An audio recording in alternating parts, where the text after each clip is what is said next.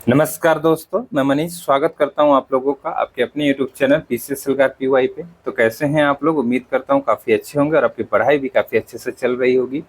तो जैसा कि हम लोग एनसीईआरटी 6 टू 12 ज्योग्राफी का अध्ययन कर रहे थे, तो जिसके 4 क्लासेस हम लोग ले चुके थे, आज इसका 5वां क्लासेस होगा। कल से हम लोगों ने एनसीईआरटी साइंस की भी स्टार्ट की है, तो उसको भी आप लोग अच्छे से देखिएगा। 2 एनसीईआरटी आपका ज्योग्राफी की और साइंस की, ये दोनों हम लोग अच्छे से पढ़ लेंगे, क्योंकि अगर देखा जाए तो आपको पता है कि साइंस में बेसिकली जो पीसीएस होता है, अपर पीसीएस, मिनिमम आपके 20 प्रश्न आते हैं। तो 20 प्रश्न वहाँ से आपके तैयार हो जाएंगे लगभग। इसके साथ पीवाईक्यू, मैं बार बार कहता हूँ साइंस में पीवाईक्यू बहुत अहम रोल निभाता है, तो पीवाईक्यू हम लोग अच्छे से पढ़ लेंगे। और ज्योग्राफी में इंडियन ज्योग्राफी और वर्ल्ड ज्योग्राफी दोनों एनसीईआरटी के माध्यम से पढ़ रहे हैं, तो ये भी आपका तैयार हो जाएगा। और इसका भी अगर इन्वायरमेंट के साथ मिला दो तो कम से कम 25 प्रश्न आपके आने ही हैं। कितने प्रश्न? तो आपके 25 प्रश्न आते ही हैं, 25 प्रश्न। तो इसको भी थोड़ा सा आप लोग यहाँ पे याद रखिएगा। ठीक है, कितने प्रश्न आने हैं? तो 25 प्रश्न आपके आने ही हैं। तो 25 प्रश्न इसके भी आपका ज्योग्राफी को हो गया, अगर इन्वायरमेंट के साथ मिला दें तो इस तरीके से 40-45 प्रश्नों की हम लोग यहाँ से एक तरीके से तैयारी कर ले रहे हैं। फिर करंट अफेयर आपका लगभग 20 से 25 प्रश्न, मतलब 25 प्रश्न के ऊपर ही आप तो आते हैं। तो करंट अफेयर भी हम लोग घटना सार देखे ही हैं, उसका हैंड रिटन नोट्स में तैयार करके वो भी आप लोगों को पढ़ा दूंगा। ठीक है, तो इस तरीके से टारगेट की पढ़ाई, मतलब एक तरीके से टारगेट वाइज हम लोग अध्ययन कर रहे हैं। बाद में आप लोगों को मैं पूरा पीवाईक्यू करवाऊंगा, अलग अलग सब्जेक्ट का, जैसे हिस्ट्री का करवा दूंगा, हिस्ट्री का करवा दूंगा। देखिए, आपको सिंपल से एक चीज बता दे रहा हूँ, अगर आपको प्री निकालना है ना, तो पीवाईक्यू आपको रटे होने चाहिए। पीसीएस के पीवाईक्यू रटे होने चाहिए, क्योंकि यहाँ से प्रश्न आते हैं। भले आप लोग सीधे प्रश्न आपको ना मिले, लेकिन उसके व्याख्या से प्रश्न मिलते हैं। लगभग आपके 40 के आसपास प्रश्न उससे संबंधित आ जाते हैं, जो पीवाईक्यूज होता है। तो पीवाईक्यूज आपको अच्छे से पढ़ना होगा। 10 साल का पेपर आपको रटा होना चाहिए। जो पीसीएस होता है, अपर पीसीएस, उसके 10 साल के पेपर आपको रटे होने चाहिए। तो मेरा अगर सुझाव मानेंगे तो आप लोग पीवाईक्यू जो होता है ना, उसको कम से कम जितनी बार आपको चांसेस मिले उसको जरूर पढ़ लीजिए, और आपको रटा होना चाहिए। क्योंकि अगर पीवाईक्यू से जो प्रश्न आते हैं, अगर वो प्रश्न आप नहीं बना पाएंगे तो बड़ी दिक्कत हो सकती है। ठीक है, क्योंकि देखिए, प्री निकालने की कुछ स्ट्रेटजी होती है, आपको पता ही होगा कि अच्छा पीवाईक्यू पे थोड़ा अच्छे से काम कर लिया हम लोग, पीवाईक्यू तैयार हो जाएगा, आपका करंट अफेयर पे काम कर लें। ठीक है, कुछ ऐसे सब्जेक्ट जो होते हैं जो थोड़ा सा आपको आसान लगे, जैसे पॉलिटी हो गई, बड़े आसान से प्रश्न आते हैं। ज्योग्राफी के भी बड़े आसान से प्रश्न आते हैं। हिस्ट्री में मॉडर्न हिस्ट्री बहुत अच्छे से रट जाइए, पूरा जो नेशनल मूवमेंट है। तो ये कुछ टॉपिक है जहाँ से आपके प्री हो सकते हैं। ठीक है, तो फिलहाल उसकी स्ट्रेटजी की वीडियो हम लोग एक दिन देखेंगे, क्योंकि अब लगभग 100 दिन आपका बचा है। तो एक दिन इसका भी वीडियो बनाता हूँ थोड़ा सा, क्योंकि समय इस समय नहीं मिल पा रहा। आप सबको पता, 2-2 क्लासेस लगभग हम लोग दे रहे हैं। तो क्योंकि टारगेट है कि इस जल्दी से जो चीज़ें हैं वो कंप्लीट करवा दूं।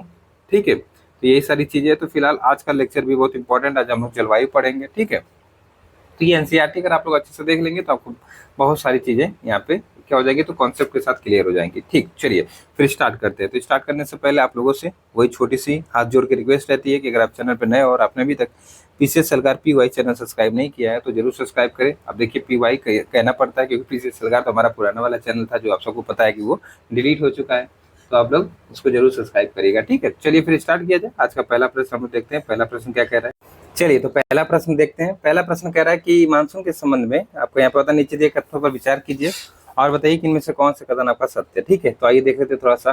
देखिए, मानसून शब्द की उत्पत्ति अरबी भाषा शब्द से हुई है। मानसून का अर्थ है एक वर्ष के दौरान वायु की दिशा में ऋतु के अनुसार क्या होता है, परिवर्तन। देखिए, मानसून शब्द की बात करूँ तो उसकी उत्पत्ति एक अरबी शब्द मौसम, उससे हुई है। किससे? मौसम।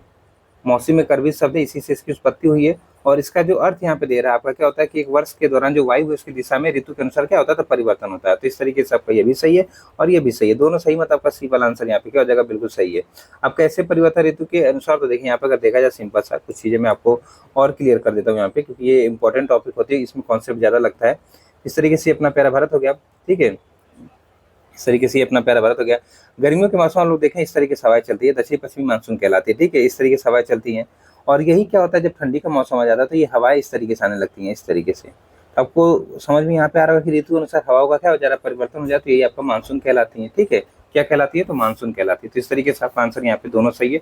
यहाँ पे देखिए मौसम सबसे बना लिखा है ना, तो इस तरीके से इसको थोड़ा सा आप लोग यहाँ पे याद रखिएगा। चलिए, अगला प्रश्न आज क्या है कि नीचे दिए गए कथनों पर को ध्यानपूर्वक पढ़िए और बताइए कि इनमें से कौन से कथन आपके फिर से क्या है तो सत्य है। आइए देख लेते हैं। जैसे मौसम एक विशेष समय में एक क्षेत्र के वायुमंडल की अवस्था को बताता है। जलवायु अपेक्षाकृत लंबे समय के एक विशाल क्षेत्र की मौसम की अवस्था तथा जो विविधता है उसका औसत योग है। ठीक है, मौसम तथा जलवायु दोनों के तत्व एक ही होते हैं। चलिए बताइए यहाँ पे क्या सही हो जाएगा। देखिए, अगर बात करो सिंपल सा मौसम और जलवायु, तो मौसम क्या होता है, जैसे कि तुरंत परिवर्तन, जैसे कहने का मतलब आज ही मौसम चेंज हो सकता है, अभी गर्मी लग रही थी बरसात आ गया, इस तरीके से मौसम क्या होता है, सडनली चेंज हो जाता है। लेकिन जो आपका जलवायु होता है एक लंबा पीरियड है इसका, तो इस तरीके से देखा जाए मौसम एक विशेष समय के क्षेत्र के वायुमंडल की अवस्था को बताता है, बिल्कुल सही बताता है। फिर कह रहा है जलवायु अपेक्षाकृत लंबे समय अर्थात लगभग एवरेज देखा जाए तो 30 साल तक होता है कि विशाल क्षेत्र की मौसम की अवस्थाओं तथा विविधताओं को औसत ही होगा, बिल्कुल ये सही बात है। और मौसम तथा जलवायु दोनों के तत्व एक ही होते हैं, तत्व मतलब टेम्परेचर होता है आपका, यही सारे तत्व होते हैं। ठीक है, तो इस तरीके से देखा जाए आपका यहाँ पे तो तीनों सही है, तो फिर से आपका आंसर यहाँ पे क्या हो जाएगा, डी हो जाएगा। ठीक, डी आपका आंसर यहाँ पे बिल्कुल सही जगह। तो थोड़ा सा यहाँ पे देखा जाए, देखिए तत्वों की बात करूँ तो कथन एक सत्य मौसम वायुमंडल में क्षणिक अवस्था के मौसम में विशेष समय में एक क्षेत्र के वायुमंडल की अवस्था होती है और मौसम की अवस्था प्राय एक दिन मतलब एक ही दिन में कई बार बदलती रहती है। ठीक है, कथन दूसरा भी सत्य जलवायु एक विशाल क्षेत्र लंबी अवधि होती है, 30 से 35 वर्ष के मौसम की अवस्थाओं का क्या होता है, तो एक तरीके से औसत होता है। मौसम तथा जलवायु तत्व जैसे तापमान, वायुमंडल, दाब, पवन, आर्द्रता तथा वर्षण एक ही होते हैं। ठीक, इस तरीके से तीसरा भी सही है। अगला आपका प्रश्न देखा जाए कि एशिया महाद्वीप की मानसूनी जलवायु मुख्यतः पाई जाती है कहाँ पे, बताइए आप लोग। जैसे कि दक्षिणी एशिया में, पश्चिमी एशिया में, दक्षिण पूर्वी एशिया में कहाँ पाई जाती है, बता सकते हैं आप लोग। तो सिंपल सा देखा जाए जो एशिया महाद्वीप है, एशिया महाद्वीप में अगर भारत की बात करें, भारत में मानसूनी जलवायु पाई जाती है, तो भारत कहाँ पे पड़ता है, तो दक्षिणी मानसून दक्षिणी एशिया में पड़ता है। ठीक है, दक्षिणी एशिया में पड़ता है।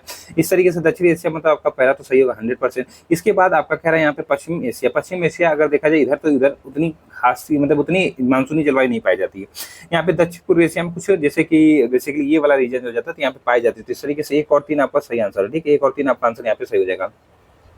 तो एशिया महाद्वीप में मानसूनी जलवायु मुख्यतः दक्षिण तथा दक्षिण पूर्व एशिया में पाई जाती है। भारत की जलवायु भी मानसूनी जलवायु है। ठीक है, इसको थोड़ा सा याद रखिएगा। चलिए आगे चला जाए, अगला प्रश्न निकलेगा। अगला प्रश्न क्या कह रहा है आपको यहाँ पे, अगला प्रश्न आज के यहाँ पे क्या कह रहा है, चलिए अगला प्रश्न है कि भारतीय वर्षण की प्रादेशिक विविधताओं के संबंध में नीचे दिए कथनों पर विचार कीजिए और बताइए कि इनमें से कौन से कथन आपके क्या है तो सही है। चलिए, जो प्रादेशिक आपका वर्षा का एक तरीके से क्या है, तो यहाँ पे विविधताएं पाई जाती है, उसका क्या कारण, जैसे हिमालय में वर्षण मुख्यतः हिमपात के रूप में होता है, तमिलनाडु के तटीय प्रदेश में वर्षा शरद ऋतु के आरंभ होती है, उत्तरी मैदान में वर्षा मात्रा पश्चिम से पूर्व की ओर घटती जाती है। आपको बताया इनमें से कौन से क्या है तो सत्य। सिंपल सा ये देखिए कॉन्सेप्चुअल प्रश्न है। कॉन्सेप्चुअल कैसे, देखिए होता क्या है बेसिकली, अगर मैं बात करूँ इस तरीके से अपने प्यारे भारत को मैं बना दूं, तो होता क्या आप लोगों को पता है, इस तरीके से दक्षिण पश्चिमी मानसून गर्मियों में जाती है। ठीक है, अब यहाँ पे पहला क्या कह रहा है कि हिमालय में वर्षण मुख्यतः हिमपात के रूप में होता है। ठीक है, बिल्कुल सही बात है। दरअसल क्या होता है कि आपको पता है जब पश्चिमी विक्षोभ आता है ना, उस समय अगर देखा जाए तो हिमपात के रूप में यहाँ पे वर्षा होती है। ठीक, ये बात बिल्कुल सही है। दरअसल उधर एल्टीट्यूड मतलब हाइट ज्यादा है, तो इस तरीके से इस टाइप की वर्षा होती है।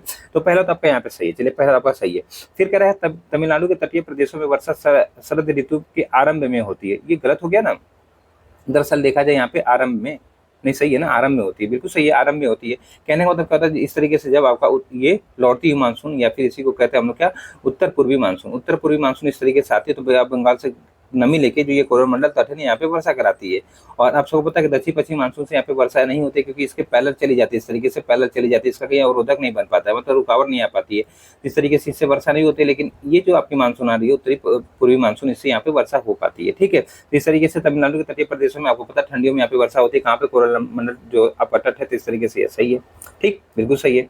अब यहाँ पे थोड़ी सी बात करते हैं, उत्तरी मैदान में वर्षा की मात्रा पश्चिम से पूर्व की ओर घटती है, पश्चिम से पूर्व की ओर घटती है, बिल्कुल गलत बात है। दरअसल अगर देखा जाए सिंपल सा, तो ये इसको थोड़ा सा मैं मिटा देता हूँ। अब क्या होता है कि जब ये दक्षिण पश्चिम मानसून है, ये तो शाखा में इस तरीके से विभाजित हो जाती है। एक आपकी शाखा क्या कहलाती है, तो एक आपकी बंगाल की खाड़ी, अरब की सागर की शाखा कहलाती है। तो इस तरीके से जब ये यहाँ पे इंटर करती है तो इधर वर्षा कराती है, लेकिन जब ये पश्चिम की ओर आ जाती है ना, तब ये वर्षा कम हो जाती है। तो फिलहाल यहाँ पे देखा जाए तो क्या हो जाएगा, क्योंकि पश्चिम की ओर इसका अवरोधक बहुत कम मिलता है। तो इस तरीके से आपका आंसर तीसरा, यहाँ पे स्टेटमेंट गलत हो जाएगा। आंसर 1 और 2 बनेगा ना, 1 और 2 आपका आंसर यहाँ पे बिल्कुल सही हो जाएगा। तो इस तरीके से याद रखिएगा, सारी चीजें वही बताएगा जो मैं यहाँ पे बता रहा था। ठीक है, चलिए यहाँ पे देखा जाए, देखिए हिमालय वर्षा हिम के रूप में होता है, देश के शेष भाग में ये वर्षा के रूप में होता है। देश के अधिकतर भागों में जून से सितंबर तक वर्षा होती है, लेकिन तमिलनाडु तटीय प्रदेशों में शीत ऋतु के आरंभ अर्थात अक्टूबर नवंबर में वर्षा होती है। कथन तीसरा असत्य, भारत के उत्तरी मैदान में वर्षा की मात्रा समानता पूर्व से पश्चिम की ओर घटती जाती है। वार्षिक अगर आपको पता होगा मेघालय में 400 सेंटीमीटर की, जबकि लद्दाख के पश्चिम राजस्थान में 10 सेंटीमीटर की वर्षा होती है, मतलब उससे कम होती है। चलिए अगला, किसी क्षेत्र की जलवायु नियंत्रित करने वाले प्रमुख कारक क्या है। आप किसी क्षेत्र की जो जलवायु है उसको एक तरीके से कंट्रोल करने वाले जो फैक्टर होते हैं वो कौन से फैक्टर होते हैं, तो यहाँ पे देखा जाए सिंपल सा देखा, अक्षांश आपका रिस्पॉन्सिबल होता है, बिल्कुल सही बात है। समुद्र से दूरी ये भी होती है, देशांतर का कोई योगदान नहीं होता, देशांतर का योगदान दरअसल इसमें नहीं होता है, ये नहीं हो सकता। इसके बाद वायदा और तुंगता मतलब ऊंचाई भी हो सकती है। 1, 2 और 4, 5, ठीक है। इस तरीके से आपका आंसर यहाँ पे क्या हो जाएगा, तो आपका आंसर यहाँ पे हो जाएगा सी, ठीक है। सी आपका आंसर यहाँ पे क्या हो जाएगा, बिल्कुल सही। निम्नलिखित कथनों पर विचार कीजिए। मानसूनी जलवायु की क्षेत्रीय विभिन्नता अनेक प्रकार की फसलों को उगाने में सहायक है, ठीक है। मानसून का अचानक प्रकोप देश के व्यापक क्षेत्रों में मृदा अपरदन की समस्या उत्पन्न करता है। भारत की जलवायु की विभिन्नता के कारण यहाँ के भोजन, वस्त्र और आवास में विविधता उजागर होती है। आपको बताना कि इनमें से कौन से कथन क्या है भैया, तो बिल्कुल सत्य। चलिए बताइए यहाँ पे छठे का आंसर क्या बन जाएगा।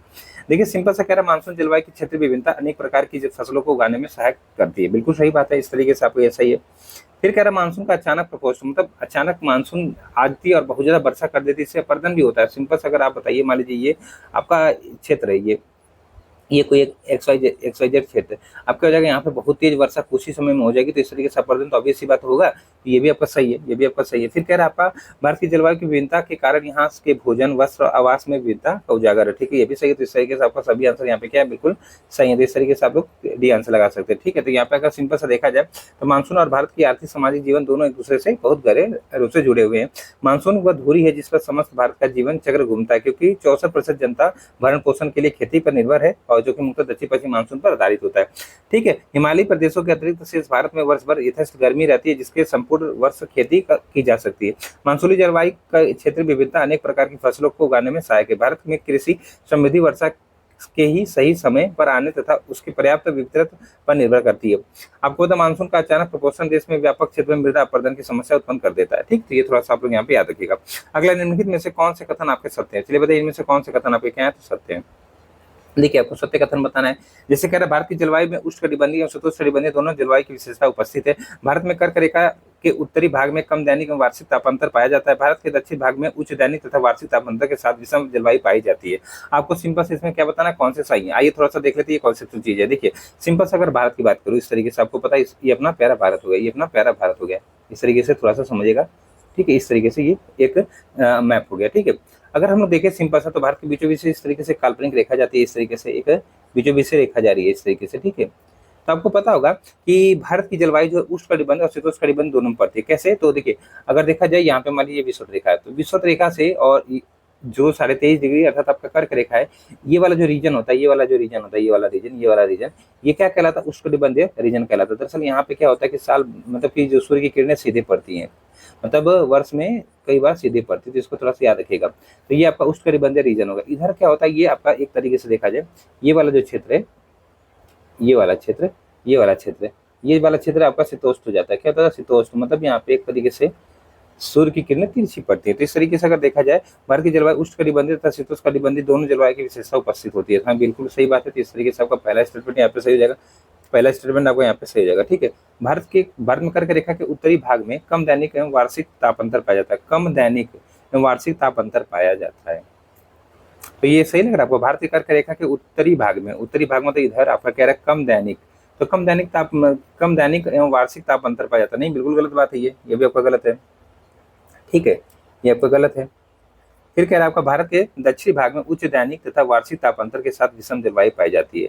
वार्षिक तापांतर यहाँ पे पाया नहीं जाएगा, क्योंकि वर्ष भर इधर एक ही जैसा कम टेम्परेचर बना जाता है। तो ये भी आपका गलत है, ठीक है, ये भी आपका यहाँ पे गलत हो जाएगा। तो आंसर आपका केवल एक बनना चाहिए, यहाँ पे आंसर केवल एक बनना चाहिए। इसको थोड़ा सा आप लोग यहाँ पे याद रखिए, ये सब थोड़ी सी कॉन्सेप्चुअल है, देखिए ये आंसर दे भी रहा है, ठीक है। तो इस तरीके से आप लोग ये लगा सकते हैं, ये आपका आंसर यहाँ पे लग सकता है, ठीक। तो ये आपका ये लगाइएगा, ठीक। चलिए आगे चला जाए। अगला आपका थोड़ा सा यहाँ पे देखा जाए, देखिए अगर थोड़ी सी बात करें यहाँ पे, तो कह रहा है कि कथन एक सत्य है, कर्क रेखा देश के मध्य से होकर गुजरती है। इस प्रकार भारत उत्तरी भाग शीतोष्णकटिबंध में और जो कर्क रेखा के नीचे दक्षिणी भाग है वो उष्णकटिबंध में पड़ता है। अतः भारत की जलवायु उष्णकटिबंधीय जलवायु तथा शीतोष्णकटिबंधीय जलवायु दोनों प्रकार की विशेषता रखती है, ठीक है। चलिए इसमें थोड़ा सा आगे देखा जाए, तो कह रहा है दूसरा सत्य कि भारत का दक्षिणी भाग जो कर्क रेखा के दक्षिण में है स्थित है, जो कि उष्णकटिबंधीय क्षेत्र में पड़ता है। उष्णकटिबंधीय क्षेत्र भूमध्य रेखा के अधिक निकट होने के कारण पूरे वर्ष उचित तापमान तथा कम दैनिक और वार्षिक यहाँ पे तापांतर का अनुभव करता है, ठीक है, ना कि यहाँ पे उत्तरी भाग में कम दैनिक और वार्षिक तापांतर पाया जाता है। इसको थोड़ा सा याद रखिएगा।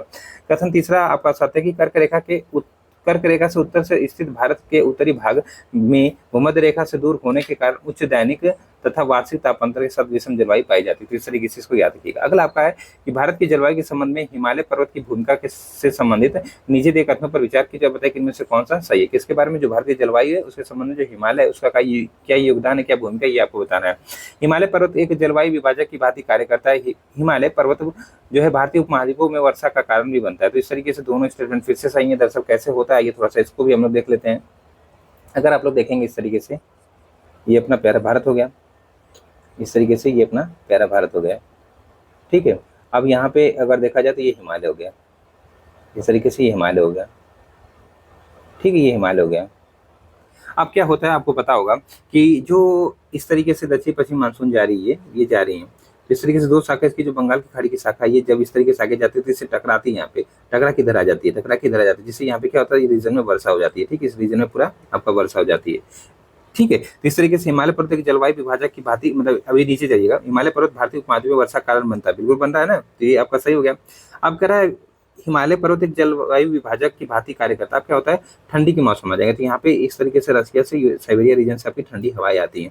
अब इनको क्या करता है, रोक लेता है, जिससे कि भारत में उतनी ज्यादा ठंडी नहीं पड़ती जितना इधर पड़ रही है, ठीक है। तो इस तरीके से अभी से बताए जलवायु विभाजक की भांति भी कार्य कर रहा है, तो ये भी आपका सही है। अब दोनों सही है तो इस तरीके से आपका आंसर क्या लग सकता है, तो आपका दोनों सही लग सकता है, ठीक है। तो थोड़ा सा ये चीजें आप लोग को याद होनी चाहिए, तो इस तरीके से थोड़ा सा आप लोग यहाँ पे याद रखिएगा, ठीक। चलिए अगला, निम्नलिखित में से कौन सा कारण भारत के उत्तर पश्चिमी में शीत ऋतु में होने वाली वर्षा के लिए उत्तरदायी है, ठीक है। थोड़ा सा ध्यान से प्रश्न पढ़िए, कह रहा है कि कौन से कारण है जिससे भारत के उत्तर पश्चिम भाग में शीत ऋतु में वर्षा होने के लिए रिस्पॉन्सिबल है या उत्तरदायी है। तो बताइए, सबको पता है पश्चिमी विक्षोभ। क्या होता है पश्चिमी विक्षोभ?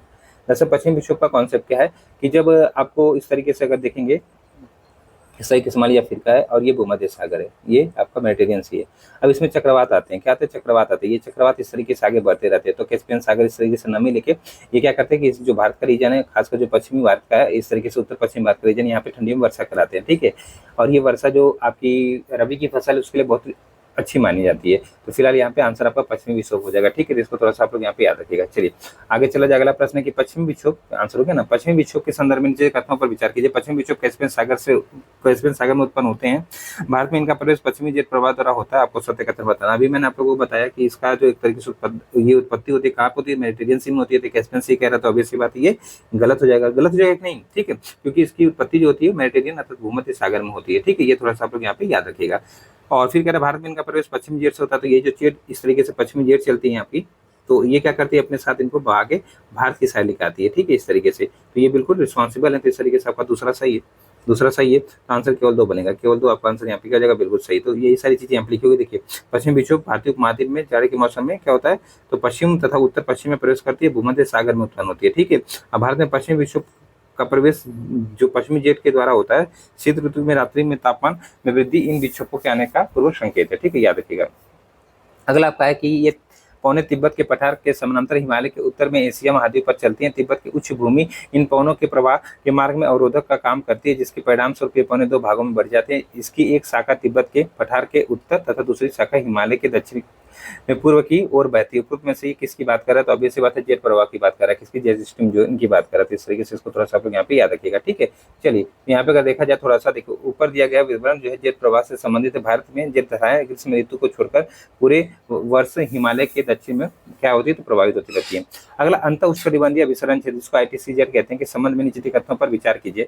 ये विश्वतीय अक्षांशों में विस्तृत ग्रत एवं निम्न आपका दाब वाला क्षेत्र होता है। सूर्य की स्थिति में परिवर्तन के साथ ये क्षेत्र उत्तर या दक्षिण की ओर खिसकता रहता है। आपको यहाँ पे क्या बताना है, सत्य बताना है।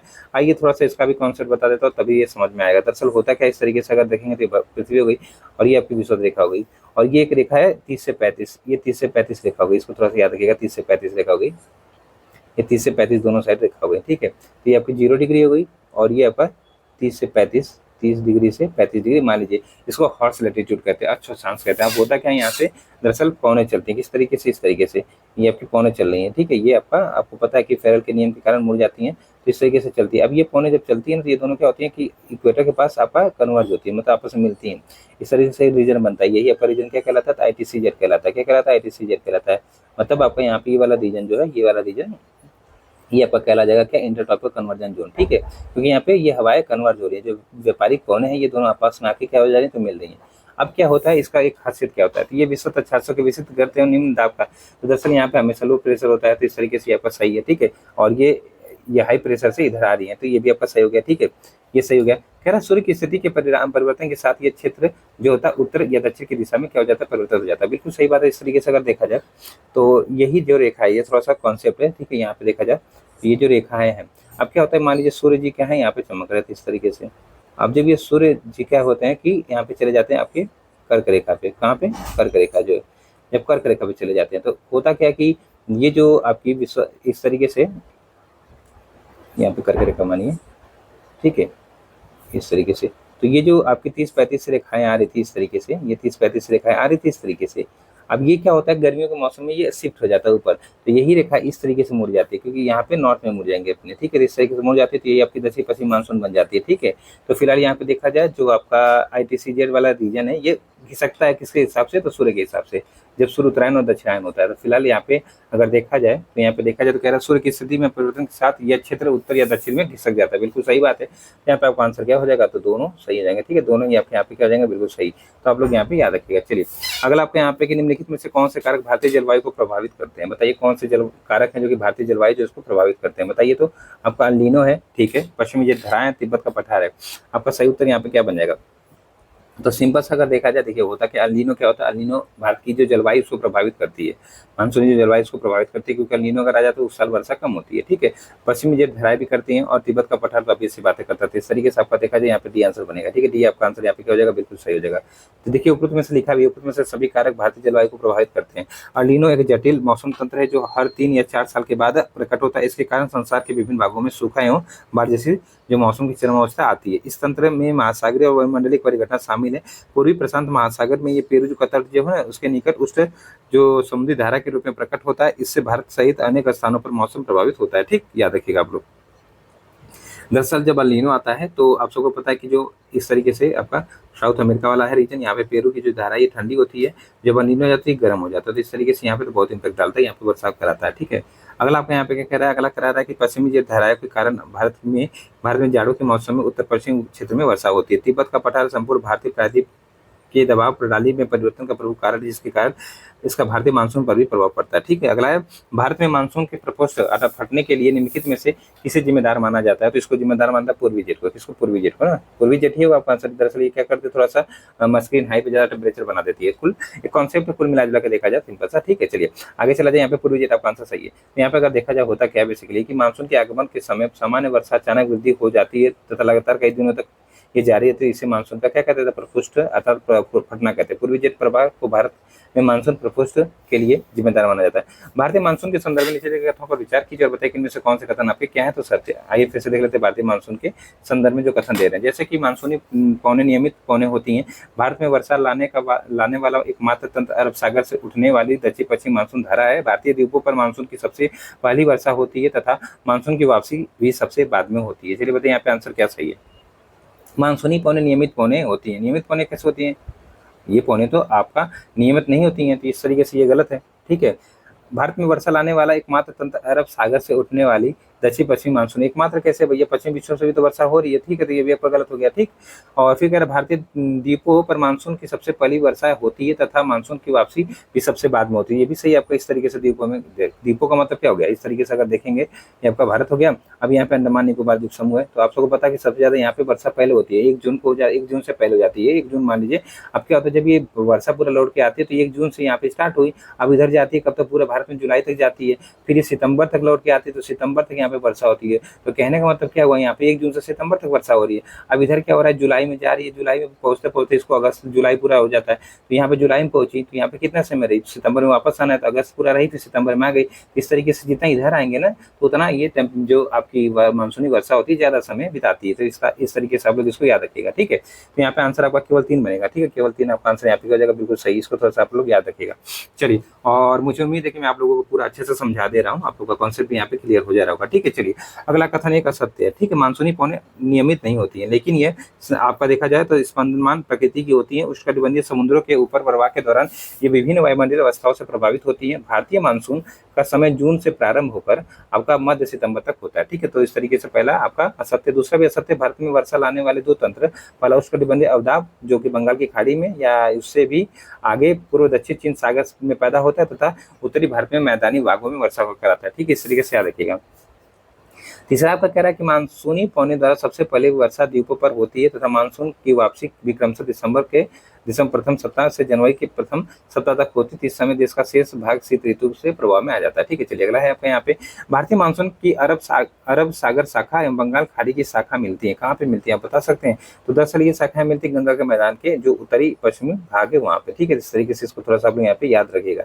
ठीक है, इस तरीके से आप लोग यहाँ पे इसको याद रखिएगा। ये अच्छा प्रश्न था। ठीक है, बेसिकली अगर देखा जाए इस तरीके से तो क्या होता है कि ये जो आपका गंगा का मैदान है ना, तो इस तरीके से देखा जाए थोड़ा सा, ये दक्षिण पश्चिम मानसून गई तो ये विंध्यन इधर पड़ जाता है थोड़ा सा, ये अरावली है इस तरीके से, ये विंध्यन थोड़ा सा इधर करिए।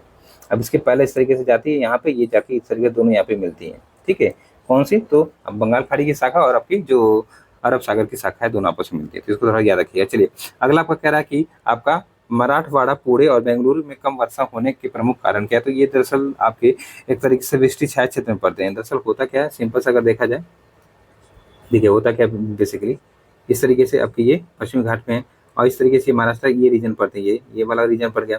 और एक तरीके से देखा जो आपका क्या कह रहा है, आपका पुणे भी इधर पड़ गया, बेंगलुरु भी इधर है। तो ये क्या होता है, यहाँ पे पर्वत है इस तरीके से, तो ये वृष्टि छाया क्षेत्र में पड़ जाते हैं। तो यहाँ पे देखा जाए ये क्षेत्र पश्चिमी घाट की वृष्टि छाया क्षेत्र में स्थित है, इसी कारण यहाँ पे वर्षा बहुत ही कम होती है। ठीक है, तो इस तरीके से इसको याद रखिएगा। ठीक है, ये थोड़ा सा आपको यहाँ पे याद रखिएगा। चलिए आगे चला जाए। अगला आपका कह रहा है आपको यहाँ पे कि वर्षा ऋतु में तमिलनाडु तट के शुष्क रहने के कारण क्या है? तो दरअसल सिंपल से ये भी मैं बता चुका हूँ आप लोगों को कि वर्षा ऋतु में क्या होता है, इस तरीके से अगर देखा जाए, ये दक्षिण पश्चिमी मानसून है और यहाँ से इसकी कौन सी बंगाल खाड़ी की शाखा है और ये तमिलनाडु का रीजन है। अब इसके ये पैरेलल पड़ जाता है इस तरीके से, यहाँ पे अवरोधक का कोई चीज है नहीं, ये इस तरीके से आगे बढ़ जाता है। ठीक है, आगे बढ़ जाता है, आगे बढ़ जाता है। फिर ये जो मेघालय वगैरह यहाँ पे बहुत सारी कीपनुमा आकृति की आपकी घाटियां पाई जाती है, तो बहुत ज्यादा इधर वर्षा होती है। और इधर ये पश्चिमी घाट है तो यहाँ पर्वत बहुत सारा, तो यहाँ पे पर्वतीय वर्षा हो जाती है। ठीक है, इस तरीके से कहीं से इंटर करके ये भारत में फिर जाती है, जैसे गोवा रीजन से इंटर करके इस तरीके से, लेकिन ये इसके पैरेलल हो जाती है। तो इस तरीके से यहाँ पे क्या होता है, ठंडी जब वर्षा का मौसम होता है यहाँ पे क्या होता है, तो सीधा एक शुष्क बना रहता है ये जो क्षेत्र आपका। तो यहाँ पे देखा जाए तमिलनाडु का तट बंगाल की खाड़ी की मानसून पवनों के समांतर पड़ता है, बिल्कुल पड़ता है। ठीक है, सही है। यह दक्षिण पश्चिम मानसून की अरब सागर शाखा के वृष्टि छाया क्षेत्र में, ये भी वृष्टि छाया क्षेत्र में, क्योंकि अगर देखा जाए सिंपल सा, तो ये वर्षा इधर ही करा दे रही है ना यहाँ पे, तो ये पर्वत है तो इधर नहीं आ पा रही है, तो ये वृष्टि छाया क्षेत्र में पड़ जाता है, ये भी सही है।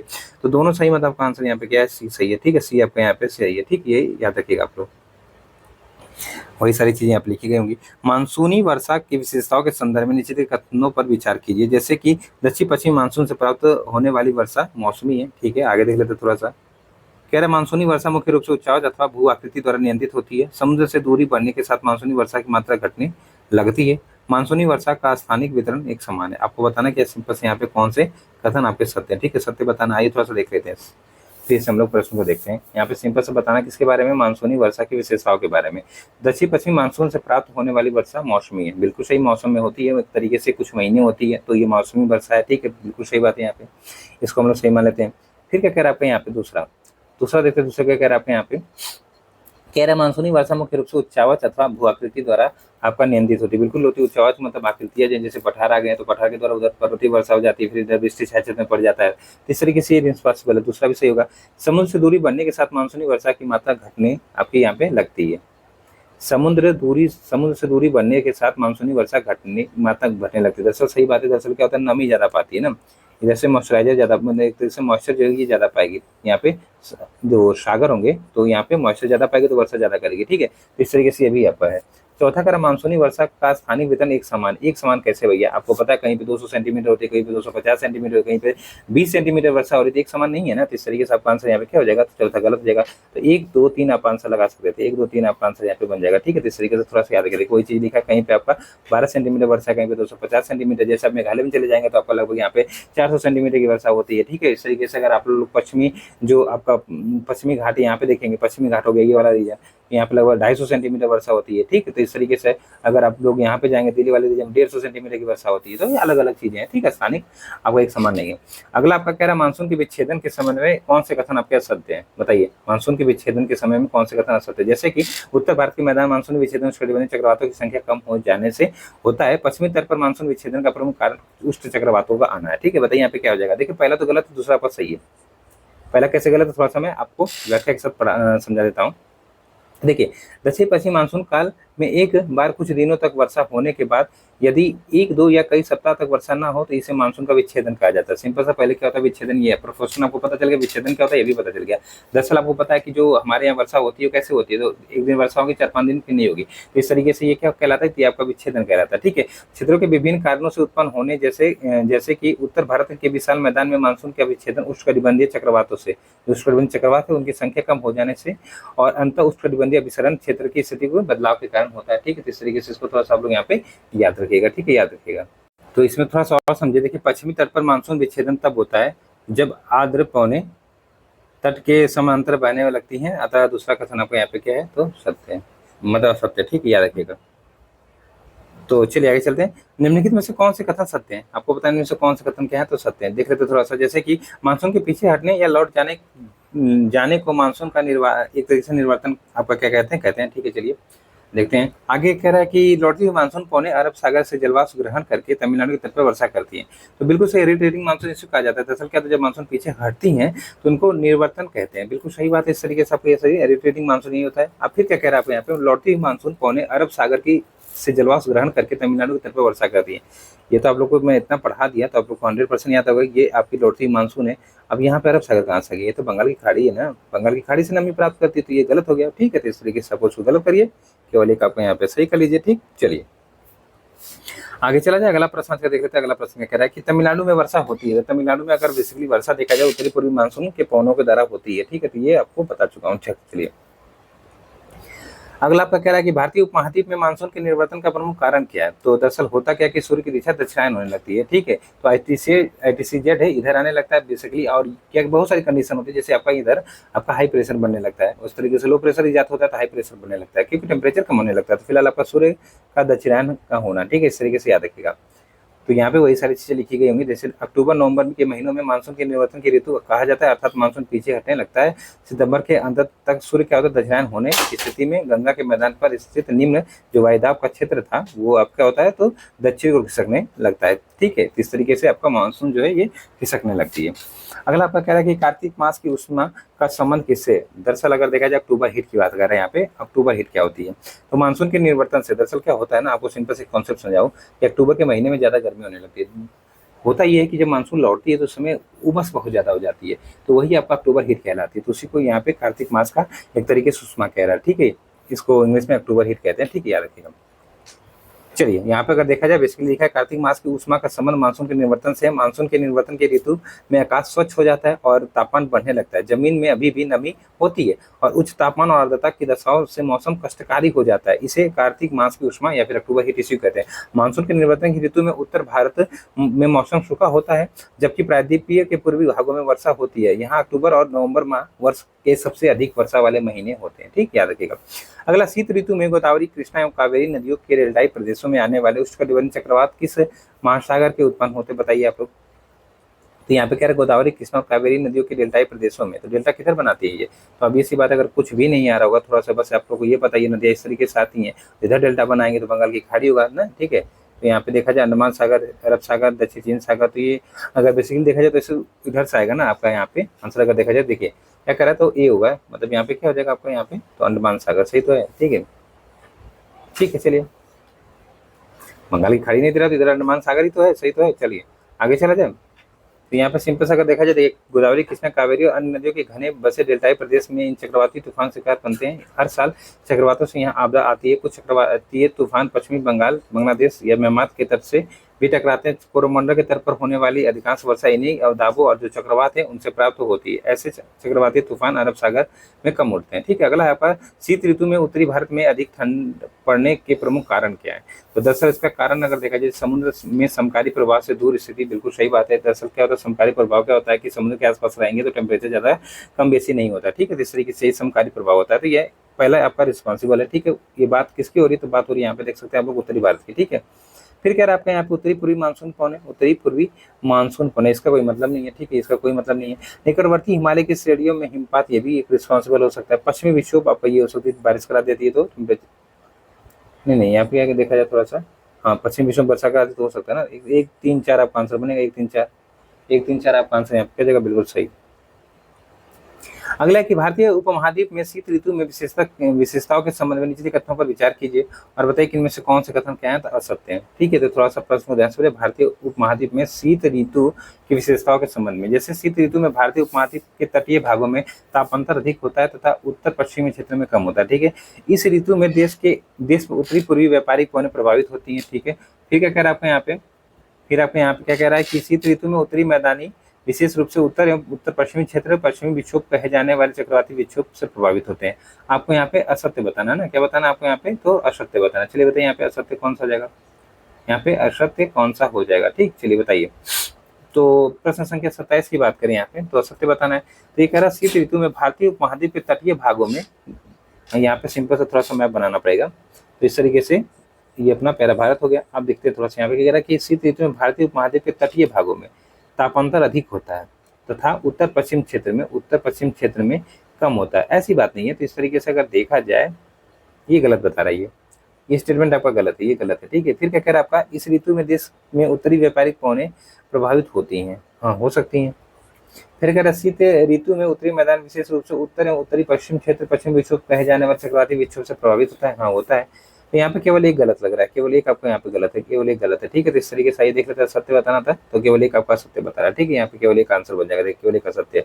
तापांतर का अर्थ क्या होता है, तापमान में अंतर। ठीक है, शीत ऋतु में तटीय भागों में समुद्र की समकारी प्रभाव तथा भूमध्य रेखा के निकटता के कारण ऋतु के अनुसार तापमान में जो वितरण है बहुत ही कम बदलाव आता है। इस तरीके से तापांतर बहुत कम होता है। ठीक है, तो इसीलिए आपका यहाँ पे पहला स्टेटमेंट गलत है। ठीक है, चलिए अगला है, निम्नलिखित में से कौन से कथन ग्रीष्म ऋतु के संदर्भ में सत्य है।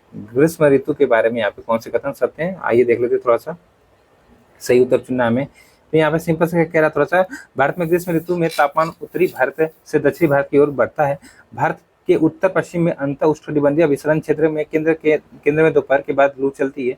प्रायद्वीपीय भारत में समुद्री प्रभाव के कारण तापमान कम होता है। चलिए बताइए यहाँ पे आंसर क्या बन जाएगा, यहाँ पे आपका आंसर क्या बन जाएगा। ठीक है, बताइए आप लोग। तो यहाँ पे पहला क्या कह रहा है कि भारत के ग्रीष्म ऋतु में तापमान उत्तरी भारत से दक्षिणी भारत की ओर बढ़ता है। उत्तरी भारत से दक्षिणी भारत की ओर क्या होता है, तो बढ़ता है। तो दरअसल अगर देखा जाए, इधर टेम्परेचर आपका सेम रहता है ना। इधर क्या होता है कि एक तरीके से जब सूर्य आगे इधर उत्तरायण होने लगता है तो यहाँ पे बहुत ज़्यादा टेम्परेचर बढ़ जाता है। तो फिलहाल आपका ये उल्टा लिखा है ना, ये आपको गलत लग रहा है, ये आपका गलत है। ठीक है, ये गलत है। भारत के उत्तर पश्चिम में अंत उष्णकटिबंधीय विसरण क्षेत्र के केंद्र में दोपहर के बाद लू चलती है। तो उत्तर भारत में लू चलती है गर्मियों में, ये सही है, ये सही है। फिर कह रहा है कि प्रायद्वीपीय भारत में समुद्री प्रभाव के कारण तापमान कम होता है। ठीक, ये भी सही है। समकारी प्रभाव मिलता है, इधर आपके समुद्र है ना, तो समकारी एक तरीके से प्रभाव मिलता है। तो 2 और 3 आपके सही है ना, सही बताना, 2 और 3 आपके यहाँ पे सही है। भी आंसर भी दे रहा है, भी आपका सही भी लग रहा है। ठीक है, तो यहाँ पे देखा जाए ये असत्य। देखिए कथन एक असत्य, भारत में गर्मी के महीनों में तापमान उत्तर भारत से दक्षिण भारत की ओर ना बढ़कर तटों के से भीतर की ओर बढ़ता है, क्योंकि तटीय भागों में समताप रेखा तट के समानांतर उत्तर दक्षिण में फैली हुई है। ठीक है, इस तरीके से आप लोग इसको याद रखिएगा। चलिए अगला प्रश्न आज का देख लेते हैं। अगला प्रश्न क्या करें आपको यहाँ पे, ग्रीष्म ऋतु में आने वाले कुछ स्थानीय तूफानों और उनसे लाभान्वित जो फसल है उनके संदर्भ में आपको बताना कौन से युग में आपके यहाँ पे सुमेलित है। जैसे आम्र वर्षा आम के लिए, फलों की बौछार कहवा के लिए, काल बैसाखी चाय पर्सन के लिए। बताइए यहाँ पे आंसर क्या बन जाएगा। तो यहाँ पे देखा जाए तीनों सही है, तीनों ही आपके यहाँ पे क्या है, तो बिल्कुल सही है। ठीक है, आइए थोड़ी सी इसकी व्याख्या देख लेते हैं। प्री मानसून इसको कहते हैं, प्री मानसून होती है ये सब। ठीक है, तो ग्रीष्म ऋतु में आने वाले कुछ प्रसिद्ध तूफान, जैसे आम्र वर्षा देखा जाए, बेसिकली जो आम्र वर्षा होता है इसकी बात किया जाए तो ग्रीष्म ऋतु के अंत में कर्नाटक एवं केरल में प्रायः पूर्व मानसूनी वर्षा होती है। इस तूफान वर्षा को आम्र वर्षा कहा जाता है क्योंकि ये आमों की जल्दी पकने में सहायता करती है। फूलों वाली बौछार की बात की, इस वर्षा में से केरल के निकटवर्ती कहवा उत्पादन वाले क्षेत्र में कहवा फूल खिलते हैं।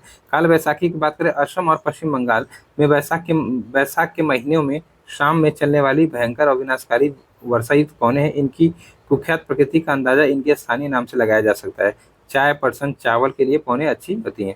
और अगर देखा जाए असम में इन तूफानों को आपका यहाँ पे देखा जाए तो बोडो इचीला भी कहा जाता है। लू उत्तरी मैदान के जो उत्तर भारत का मैदान है ना, जैसे पंजाब से बिहार तक चलने वाली ये शुष्क और गर्म क्या है तो और साथ साथ पीड़ादायक पौने हैं।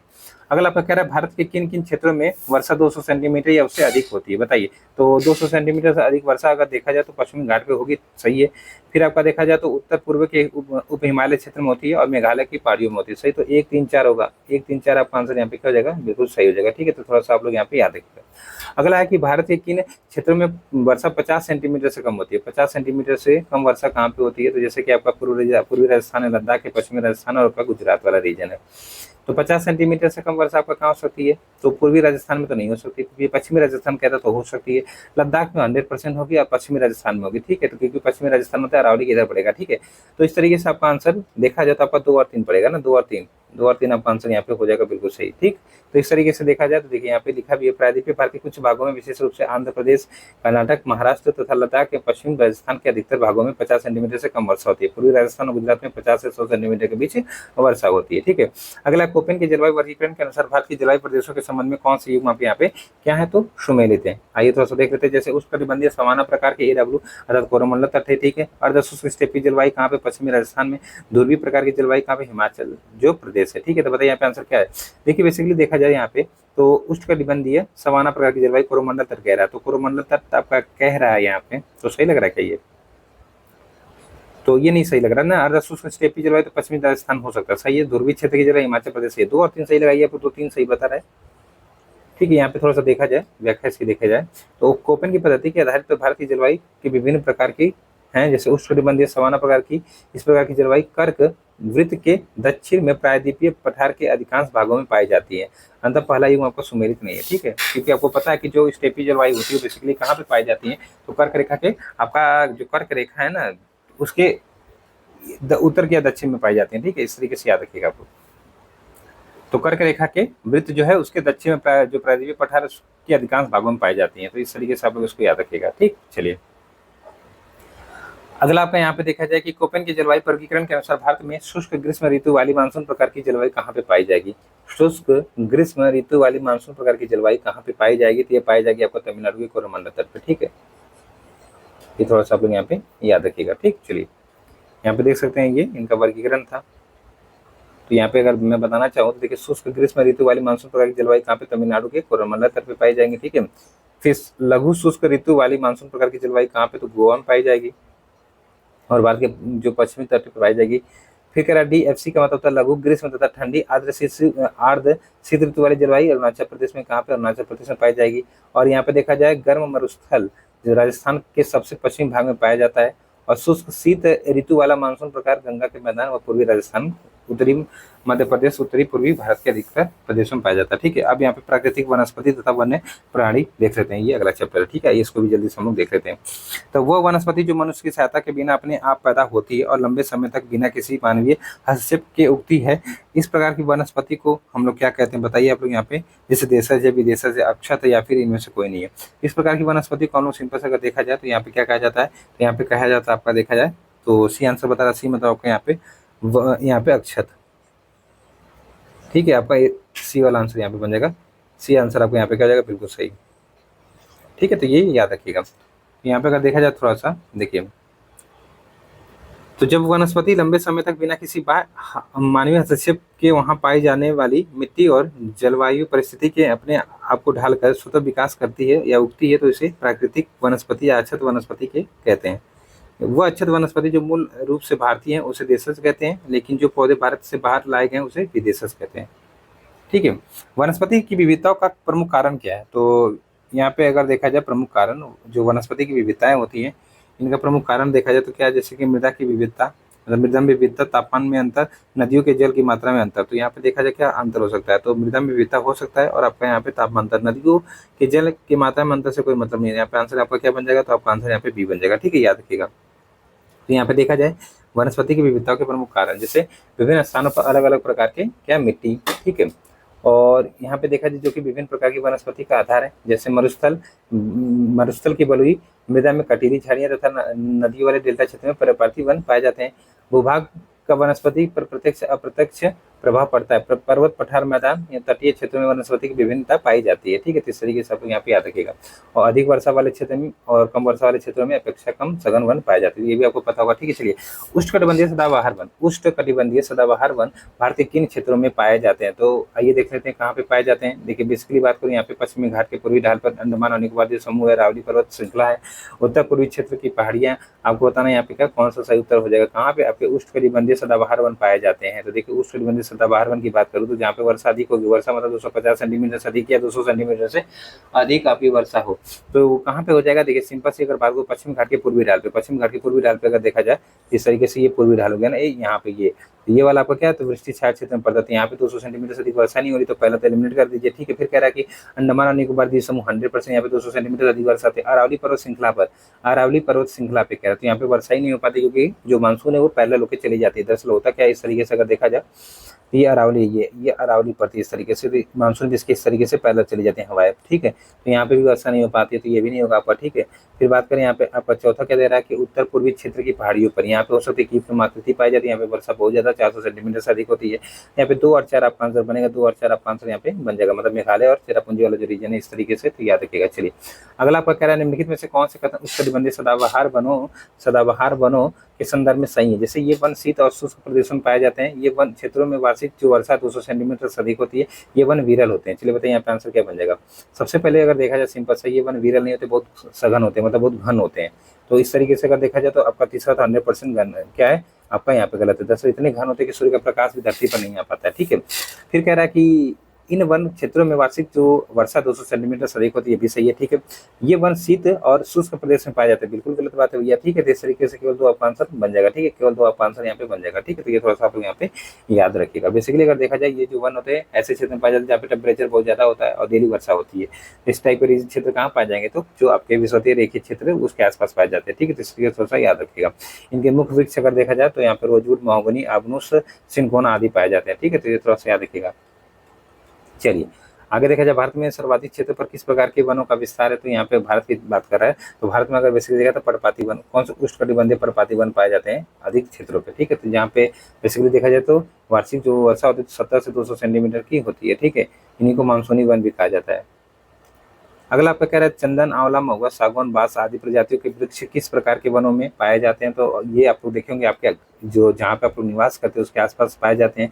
तो बेसिकली ये आर्द्रपर्णपाती वन है। आर्द्रपर्णपाती मतलब क्या है कि आर्द्रता भी होती है और आपके पर्णपाती होते हैं, साल में एक बार अपनी पत्तियां गिरा देते हैं, ठीक है। अगला आपका यहाँ पे देखा जाए, और बेसिकली ये रीजन अगर देखा जाए, देखिए कहाँ पे, तो आर्द्रपर्णपाती वन जो होते हैं 100 से 200 सेंटीमीटर की जहाँ पे वर्षा होती है उस क्षेत्र में पाए जाते हैं। ये क्षेत्र आपके इस प्रकार है, जैसे कि अगर देखा जाए जो आपका उत्तर पूर्वी राज्य जैसे हिमालय के गिरिपद में, जो हिमालय का गिरिपद है उसमें आपका, फिर आपका झारखंड, छत्तीसगढ़, पश्चिम घाट के पूर्वी ढाल है, वहाँ पर इस प्रकार के वन पाए जाते हैं।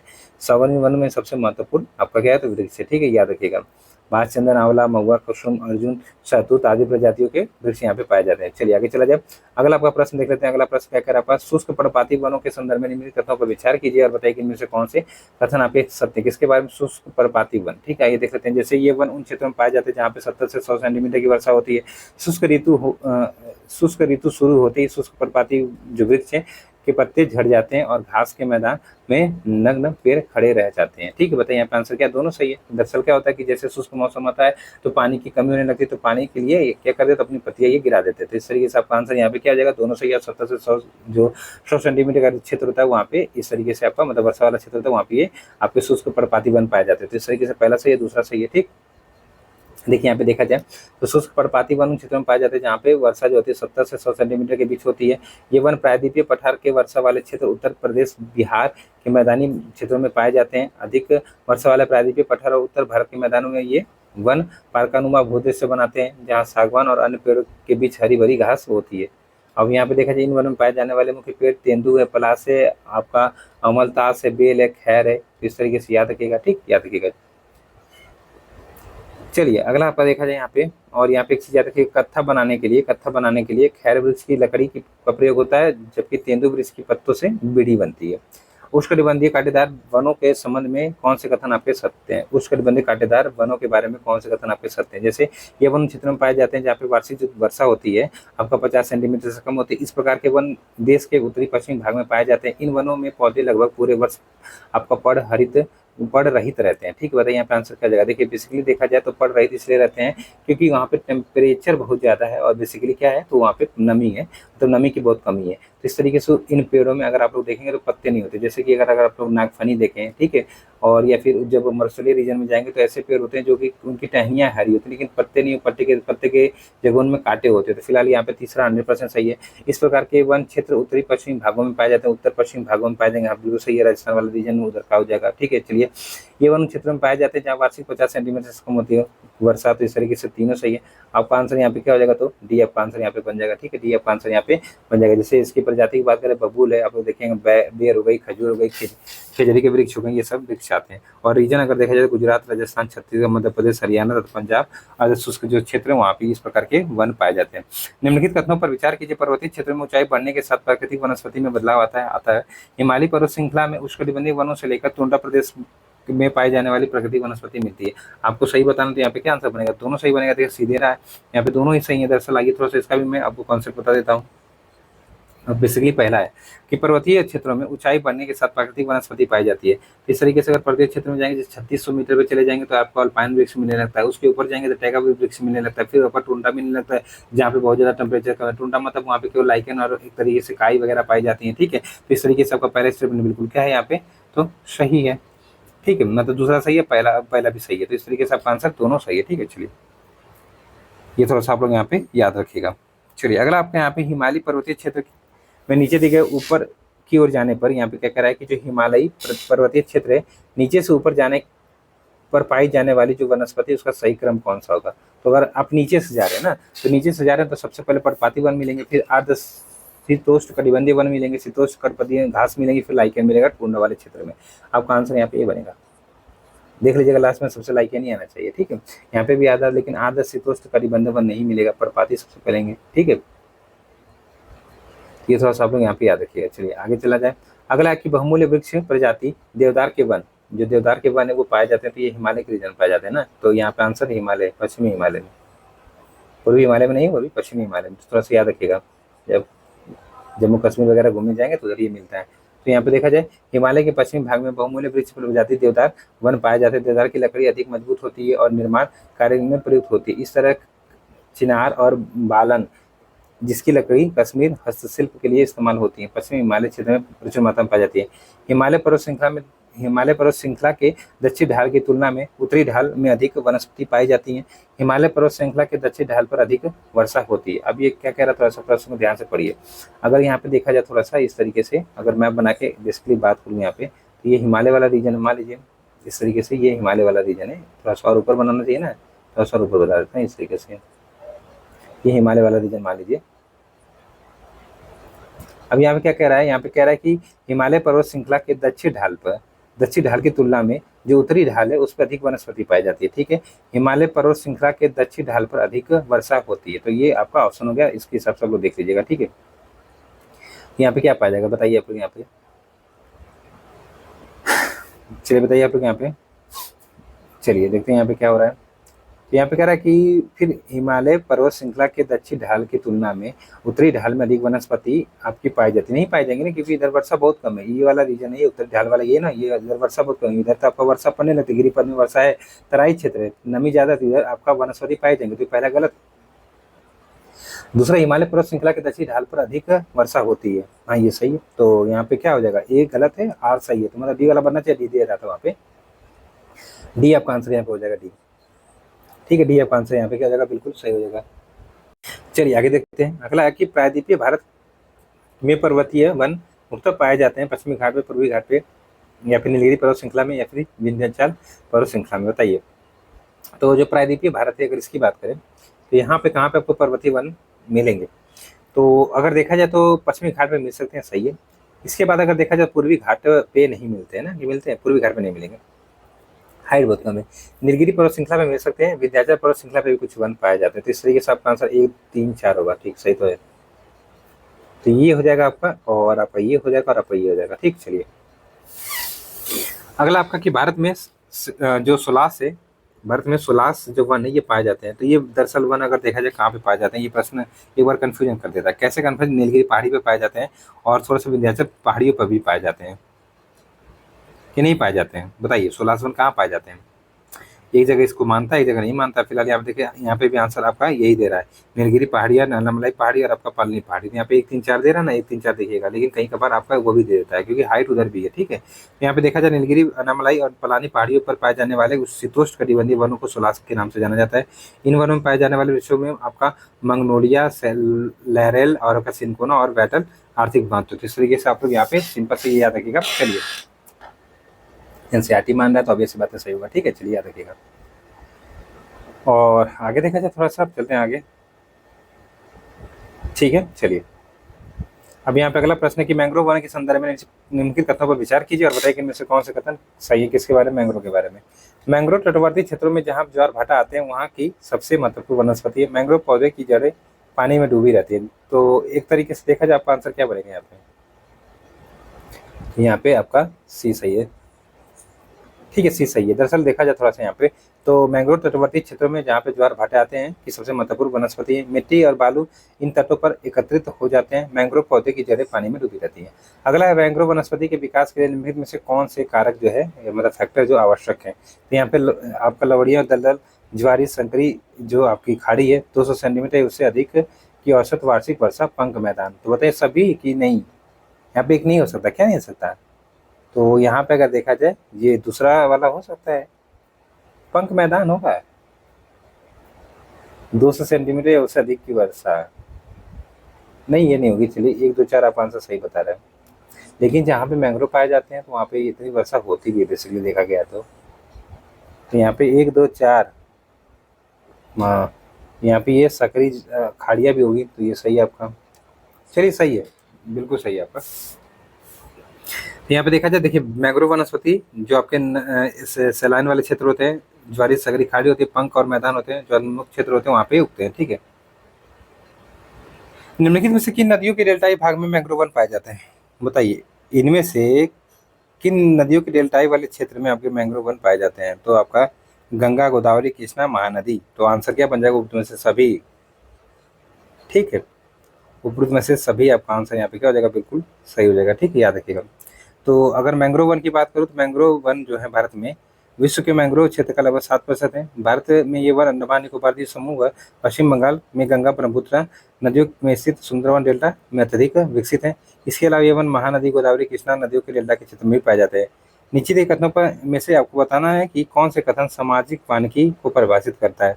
कि सौंदर्य अपनी खाली पड़ी भूमि में वृक्षारोपण करना, मरुस्थलीय क्षेत्रों में वृक्षारोपण कर वनों का विकास करना। फिर आपको क्या कह रहे हैं यहाँ पे? पर्यावरणीय, सामाजिक व ग्रामीण विकास में मदद के उद्देश्य से वनों के प्रबंधन और सुरक्षा तथा ऊसर भूमि पर वनारोपण करना। बिल्कुल सही बात है। ये तो आपका सामाजिक क्या होती है? तो वानिकी होती है। तो बिल्कुल सही बात है। आपका सामाजिक वानिकी का मतलब ये होता है, सही आंसर हो जाएगा। सामाजिक वानिकी में शामिल किया जाता है किसको? तो दरअसल यहाँ पे देखा जाए तो आपका शहरी वानिकी, शहरी वानिकी भी हो सकती है। बात करें यहाँ पे और क्या शामिल किया जाता है, तो ग्रामीण वानिकी भी होती है। मरुस्थलीय आपकी वानिकी तो ये नहीं होता है, ये आपका नहीं होता है। बात करें यहाँ पे फार्म वन की, ये सकता था आपका 1 2 4 हो जाएगा। 1 2 4 आपका आंसर यहाँ पे क्या जाएगा? बिल्कुल सही हो जाएगा, ठीक है, याद रखिएगा। दरअसल अगर थोड़ा सा देखा जाए तो राष्ट्रीय कृषि आयोग 1976 से 79 ने सामाजिक वानिकी को 3 भागों में बांटा था, शहरी वानिकी, ग्रामीण वानिकी और फार्म वानिकी, ठीक है, याद रखिएगा। निम्नलिखित कथनों को ध्यानपूर्वक पढ़िए और बताइए कि इनमें से कौन से कथन क्या आपके सत्य। जैसे कि कह रहा है कि शहरों और उसके इर्द गिर्द निजी व सार्वजनिक जगहों पर वृक्ष लगाना और उसका प्रबंधन करना शहरी वानिकी के अंतर्गत आता है। फार्म वानिकी के अंतर्गत आपका किसान अपने खेतों में व्यापारिक महत्व वाले पेड़ों को लगाते हैं। दोनों ही सही हैं, बिल्कुल ही सही बात है। इस तरीके से इस टाइप के अगर स्टेटमेंट अगर बने हो तो इनको थोड़ा सा नोट कर लीजिएगा आप लोग, ठीक है, याद रखिएगा। ग्रामीण वानिकी के संबंध में निम्न में से कौन से कथन आपके क्या है यहाँ पे? तो सत्य है, ठीक है, बताइए। जैसे पहला कह रहा है कृषि वानिकी के अंतर्गत वानिकी और कृषि एक साथ की जाती है। सामुदायिक कृषि वानिकी में सार्वजनिक जगहों पर वृक्षारोपण किया जाता है। तो यहाँ पे आंसर क्या बन जाएगा? यहाँ पे दोनों सही बन जाएगा, ठीक है, दोनों ही आपके यहाँ पे क्या है? तो बिल्कुल सही है, दोनों ही आपके यहाँ पे क्या है? तो सही है।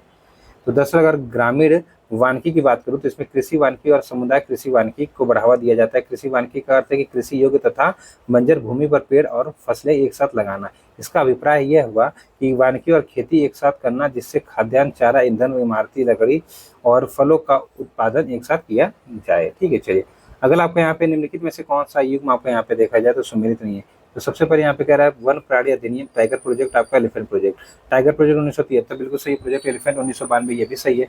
और यहाँ पे आपका क्या कह रहा है, तो वन्य प्राणी अधिनियम तो 1972 ये भी सही, तो तीनों सही है। तो इस तरीके से आपका आंसर यहाँ पे क्या हो जाएगा, तो डी हो जाएगा। ठीक है, ये थोड़ा सा आप लोग यहाँ पे याद रखिएगा, ठीक, याद रखिएगा आप लोग। चलिए अगला आपका यहाँ पे वन्य प्राणी अधिनियम 1972 के संबंध में नीचे के कथनों पर विचार कीजिए। जैसे यह अधिनियम वन्य प्राणियों के संरक्षण की कानूनी रूपरेखा तैयार करता है। इस अधिनियम में नेशनल पार्क, पशु विहार जैसे संरक्षित क्षेत्र को कानूनी सहायता प्रदान की गई है। आपको बताना है कि यहाँ पे कौन से कथन सत्य है। यहाँ पे देखा जाए बेसिकली दोनों ही स्टेटमेंट आपके यहाँ पे क्या, तो बिल्कुल आपके यहाँ पे सही है। ठीक है, तो इसको थोड़ा सा आप यहाँ पे याद रखिएगा, दोनों स्टेटमेंट बिल्कुल सही है। चलिए अगला आपका यहाँ पे क्या कह रहा है कि ये विशेष प्रकार के भौमिक और तटीय पारिस्थितिकी तंत्र जिन्हें यूनेस्को के मानव और जैव मंडल प्रोग्राम के अंतर्गत मान्यता प्राप्त है। तो यहाँ पे देखा जाए कि मान्यता प्राप्त है, तो यहाँ पे क्या आंसर बनेगा, तो जैव मंडल निश्चय आरक्षित क्षेत्र जो होता है। ठीक, ये आपका आंसर हो जाएगा। चलिए अगला आपका यहाँ पे भारत का पहला जैव मंडल निश्चय मतलब जैव मंडल रिजर्व जो क्षेत्र था ये कौन सा था, तो यहाँ पे आंसर आपका नीलगिरी जैव मंडल निश्चय हो जाएगा। ठीक है, ये कब बना था, तो यहाँ पे देख सकते हैं आप लोग 1986 में। ठीक है, अगला कह रहा है निम्नलिखित में से कौन सा क्षेत्र नीलगिरी जैव मंडल निश्चय में शामिल है। ऊपरी नीलगिरी पठार, साइलेंट वैली, सिंधुवानी पहाड़ी। तो यहाँ पे आंसर क्या बन जाएगा, यहाँ पे आंसर आपका ऊपर में से सभी बन जाएगा, ऊपर में से सभी आपका आंसर यहाँ पे बन जाएगा। ठीक है, तो यहाँ पे सभी बन जाएगा। अगला आपका कि भारत में निम्नलिखित में से कौन से जैव मंडल निश्चय को यूनेस्को द्वारा वैश्विक नेटवर्क पर मान्यता प्राप्त है। नंदा देवी, नीलगिरी, सुंदरवन, मन्नार की खाड़ी। बताइए क्या हो जाएगा यहाँ पे आंसर। तो यहाँ पे सभी बता रहा है ना, तो यहाँ पे ऐसे भी देख लेंगे हम लोग। देखिए यहाँ पे देखा जाए तो भारत में कुल कितने 18 जैव मंडल निश्चय हैं, जिसमें से 10 को यूनेस्को द्वारा वैश्विक नेटवर्क में मान्यता प्राप्त है। जैसे कौन कौन से, नीलगिरी है, नंदा देवी है, सुंदरवन है, मन्नार की खाड़ी है, नोकरेक है, पंचमंडी है, सिमलीपाल है, उड़ीसा में पड़ता है, अमरकंटक ये आपका मध्य प्रदेश वाला भी रीजन है, मतलब 2 रीजन प्रदेश में, और छत्तीसगढ़ भी थोड़ा सा पड़ता है। ग्रेट निकोबार है आपका, अगस्ता मलाई है। ठीक है, तो ये याद रखिएगा। अगला आपके यहाँ पे जैव मंडल निश्चय और राज्य दे, नंदा देवी है आपका, नोकरेक है, डिब्रू सिखोया है आपका, अगस्ता मलाई। बताइए तो आसान है ना। तो यहाँ पे अगर देखा जाए नंदा देवी मतलब आपका कहाँ पे, उत्तराखंड ना। ठीक, उत्तराखंड हो गया आपका। नोकरेक मतलब आपका कहाँ पे, मेघालय। ठीक है, तो मेघालय हो गया। डिब्रू सिखोया मतलब आपका असम हो गया। और अगस्ता मलाई मतलब आपका क्या हो गया यहाँ पे, तो आपका केरल और तमिलनाडु वाला रीजन हो गया। इस तरीके से ये सही हो गया, आंसर आपका सी बन गया। आंसर आपको यहाँ पे क्या बन गया, तो सी बन गया। थोड़ा सा आप लोग यहाँ पे याद रखिएगा, सी आपका आंसर बन गया। ठीक है, यही सारी चीजें यहाँ पे मिलेंगी। नीलगिरी जैव मंडल निश्चय का विस्तार किन राज्यों में है, तो ये राज्य की बात करूँ तो नीलगिरी की बात कर रहे हैं ना, नीलगिरी। तो नीलगिरी जैव मंडल जो है ये तमिलनाडु में भी पड़ेगा, आपका केरल में पड़ता है, और आपका यहाँ पे देखा जाए तो कर्नाटक, आंध्र प्रदेश नहीं है। 1, 2, 4 आपका आंसर यहाँ पे क्या हो जाएगा, बिल्कुल सही हो जाएगा। ठीक है, याद रखिएगा आप लोग। कह रहा नोकरेक जैव मंडल नीचे मेघालय के निम्नलिखित में से किन पहाड़ी पर का हिस्सा है, तो ये आपका हो जाएगा खासी ना कि गारो। बताइए, गारो, खासी जयंती किस पे, तो खासी पे होगा। तो यहाँ पे देखिए खासी आंसर होगा कि नहीं, ये आपका गारो पे, माफ करिएगा गलती हो रही है, यहाँ पे गारो पे है। ठीक है, तो गारो आपका आंसर हो जाएगा, गारो। कभी कभार नहीं याद होता है, तो यहाँ पे गारो याद रखिएगा, गारो। ठीक है, चलिए हो गया। संकटापन जीव समुद्री गाय कहाँ पे पाई जाती है, तो मन्नार की खाड़ी में पाई जाती है। ठीक है, मन्नार की खाड़ी में पाई जाती है। यहीं पे इसका एक तरीके से आपका क्या बन रहा है, तो अभ्यारण्य बन रहा है। ठीक है, तो देखिए अगर बात करें यहाँ पे ये मैमल्स होती है, समुद्र गाय मन्नार की खाड़ी में पाई जाती है, जो कि एक संकटापन जीव है। नंदा देवी जैव मंडल जो निश्चय के संबंध में नीचे कथनों पर विचार कीजिए। यहाँ मुख्य शीतोष्णकटिबंधीय वन पाए जाते हैं। इस जैव मंडल निश्चय में हिम तेंदुआ, कस्तूरी मृग और हिम मुर्गा आदि पाया जाता है। आपको बताना इनमें से कौन से क्या है, तो सत्य है। तो यहाँ पे दोनों ही सत्य है, दोनों ही क्या है यहाँ पे, तो सत्य है। ठीक है, याद रखिएगा। निम्नलिखित में से कौन से कथन आपके क्या है, यहाँ पे फिर से आपको बताना है कि कौन से कथन आपके सत्य हैं। सुंदरवन जैव मंडल निश्चय गंगा ब्रह्मपुत्र नदी के दलदली डेल्टा पर स्थित है। सुंदरवन जैव मंडल निश्चय में शेर जैसी पूंछ वाले बंदर सबसे अधिक संख्या में पाए जाते हैं। तो यहाँ पे आंसर क्या बनेगा, देखिए यहाँ पे आंसर एक तो सही है, दूसरा आपका गलत है, दूसरा आपका गलत है। पहला आपका सही है, दूसरा आपका यहाँ पे क्या है, तो गलत है। आइए थोड़ा सा देख लेते हैं। देखिए कथन 1 आपका सत्य है। सुंदरवन जैव मंडल निश्चय पश्चिम बंगाल में गंगा ब्रह्मपुत्र नदी के दलदली डेल्टा पर स्थित है। यहाँ मैंग्रोव वन, अनूप व वनाच्छित द्वीप पाए जाते हैं। सुंदर वन रॉयल बंगाल टाइगर का आवासीय क्षेत्र है। स्वयं यहाँ देखा जाए लवड़ीय और ताजा जल पर्यावरण के अनुरूप ढालते हुए बाघ पानी में तैरते हैं। भौंकने वाले मृग यहाँ पे पाए जाते हैं। सुंदरवन का नाम यहाँ पर पाए जाने वाली सुंदरी वृक्ष के नाम पर पड़ा है। ठीक है, कथन दूसरा गलत है। जैसे शेर जैसी पूंछ वाले बंदर नीलगिरी जैव मंडल नीचे क्षेत्र उसमें सबसे अधिक संख्या में पाए जाते हैं। ठीक है, और ये एक संकटापन प्राणी है। अगला आपका यहाँ पे कह रहा है कि वेदांतथंगल पंछी अभ्यारण्य कहाँ पे स्थित है, तमिलनाडु में। ये आपका तमिलनाडु में। ठीक है, याद रखिएगा तमिलनाडु में। अब यहाँ पे राष्ट्रीय उद्यान है और राज्य, आइए इनको सुमेल कर लेते हैं। गोइंडी है, बांदीपुर है, रणथंभौर है, संजय। बांदीपुर सबको पता होगा कर्नाटक में है। तो ए पे मतलब बी पे दो देखिए, दो ऑप्शन में, ठीक है कोई बात नहीं। गोइंडी की बात करें तो गोइंडी भी लोगों को पता होगा आपका कहाँ पे है, तो ये आपका तमिलनाडु में है। गोइंडी कहाँ पे, तमिलनाडु में है, ठीक है। बात करें रणथंभौर, तो रणथंभौर आपका राजस्थान में है। और संजय गांधी की बात करें तो ये आपका महाराष्ट्र में हो जाएगा, ठीक है। तो आमने सामने सुमेल हो गया, आमने सामने सुमेल 1 2 3 4 हो गया आपका, 1 2 3 4 आपका आंसर यहाँ पे हो गया। अब आ गया सॉयल, सॉयल पढ़ लेते हैं मृदा, ठीक है। तो निम्नलिखित में से कौन से कारक मृदा निर्माण को प्रभावित करते हैं, बताइए। प्रभावित करते पूछा है यहाँ पे, तो आपके जैसे कि उच्चावच है, वनस्पति है, जलवायु या समय है, तो सभी चारों होंगे, सभी चारों ही आपका आंसर यहाँ पे बन जाएगा, ठीक है। तो अगर देखा जाए मृदा सैल, मलबा और जो जैव सामग्री है उसका सम्मिश्रण होती है, जो पृथ्वी की सतह पर विकसित होती है। मृदा निर्माण को प्रभावित करने वाले कारक उच्चावच है, आपका चट्टाने हैं, जलवायु है, वनस्पति तथा जैव रूप है, समय है। और इनके अतिरिक्त मानवीय क्रिया भी एक पर्याप्त सीमा तक इसे प्रभावित करती है, ठीक है, याद रखिएगा। अगला, निम्न में से कौन से मृदा के घटक हैं। अब यहाँ पे जो सॉइल होता है इसके कंपोनेंट की बात कर रहा है, तो कंपोनेंट देखा जाए तो खनिज, ह्यूमस, जल और वायु। यहाँ पे आंसर सभी हो जाएंगे ना, ठीक, सभी आपका आंसर यहाँ पे क्या हो जाएगा, बिल्कुल सही। तो मृदा के कंपोनेंट की बात करें यहाँ पे, तो आपके खनिज का होते हैं, ह्यूमस होता है, जल तथा वायु होते हैं, ठीक है, याद रखिएगा आप लोग। मृदा की विभिन्न परतों जो आपके संस्तर होते हैं उनके संबंध में निचले कथनों पर विचार कीजिए। पौधे की वृद्धि के लिए आवश्यक जैव पदार्थ का खनिज पदार्थ, पोषक तत्व तथा जल से संयोग सबसे ऊपरी परत जो का स्तर होता है उसमें होता है। मृदा निर्माण की प्रक्रिया में सबसे नीचे की परत सबसे पहले बनती है। आपको यहाँ पे सत्य बताना है कि कौन से कथन सत्य है। यहाँ पे देखिए दोनों ही सत्य हैं, दोनों ही आप यहाँ पे सत्य। थोड़ा सा इसकी व्याख्या देख लेते हैं। देखिए, यदि हम भूमि पर गड्ढा खोदें और मृदा को देखें तो वहां हमें मृदा की 3 परतें दिखाई देती हैं जिन्हें संस्तर कहा जाता है। क संस्तर अगर देखा जाए तो सबसे ऊपरी खंड होता है जहाँ पौधे की वृद्धि के लिए अनिवार्य जो जैव पदार्थ या खनिज पदार्थ है वो पाए जाते हैं या फिर पोषक तत्व भी यहाँ पे पाए जाते हैं, ठीक। फिर दूसरा आपका आता है यहाँ पे ख, क्या यहाँ पे देखिए दूसरा ख स्तर आता है।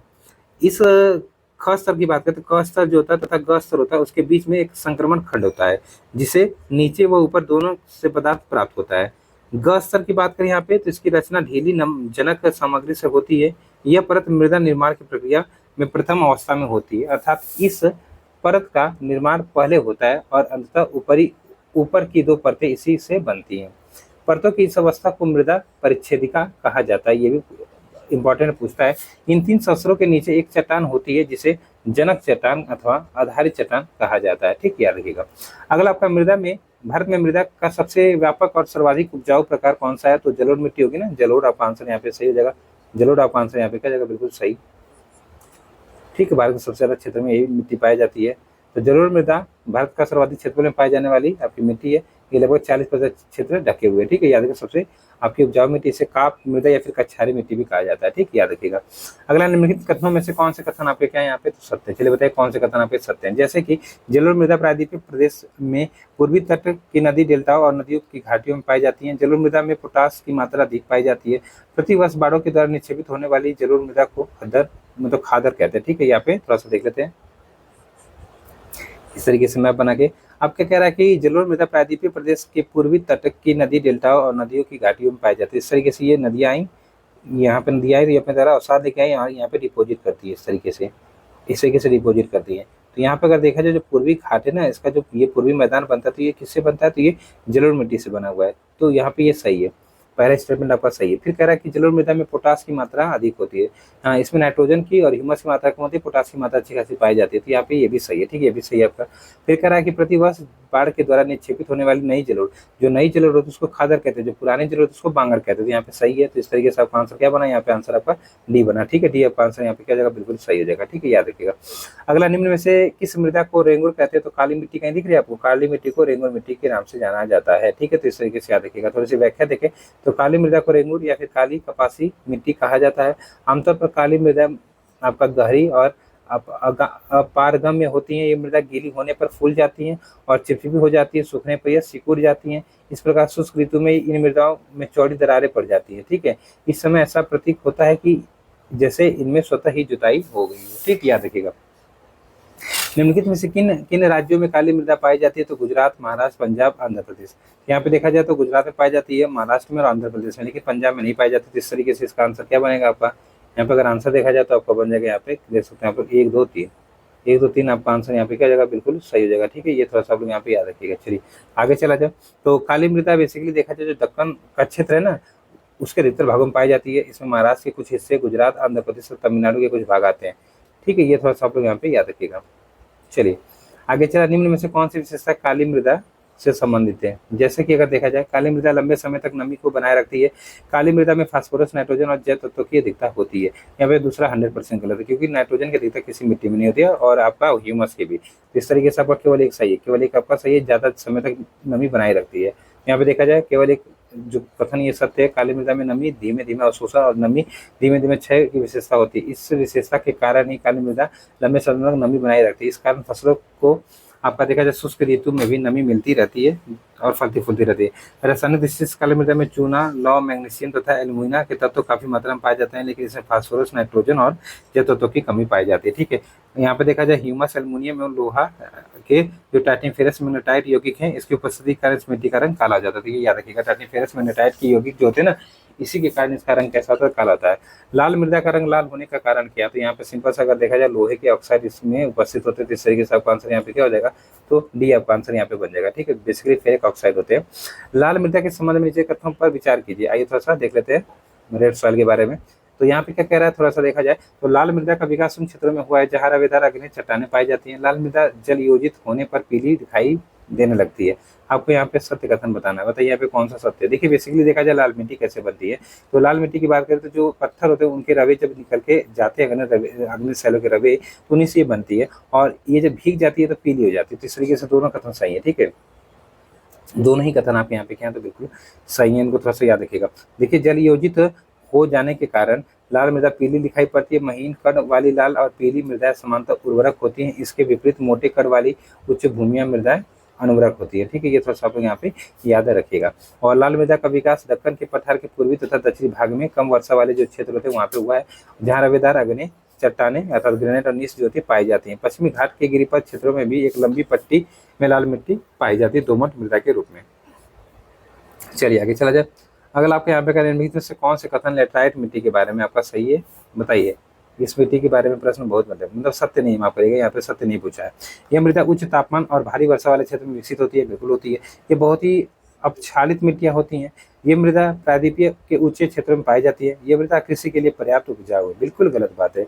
यहाँ पे आंसर आपका, यहाँ पे काजू वगैरह थोड़ा मोड़ा हो जाते हैं, लेकिन कृषि थोड़ी ना हो पाती अच्छी खासी। इस तरीके से आपका डी आंसर हो जाएगा। अब थोड़ा सा लेटराइट मिट्टी की बात करूँ तो ये लैटिन शब्द क्या है, लेटर से बना है, जिसका शाब्दिक अर्थ होता है ईंट। ठीक है, क्योंकि ये जब सूख जाती है तो ईंट जैसे क्या हो जाती है, कठोर हो जाती है। ठीक है, तो इस तरीके से ये मृदा उच्च तापमान और भारी वर्षा वाले क्षेत्र में पाई जाती है। उष्णकटिबंधीय भारी वर्षा के कारण होने वाले तीव्र निक्षालन क्रिया, इसमें लीचिंग का प्रोसेस होता है। ये परिणाम स्वरूप लेटराइट मिट्टी का निर्माण हुआ है। ये आर्द्र प्रदेशों में अपक्षालित मिट्टियां हैं।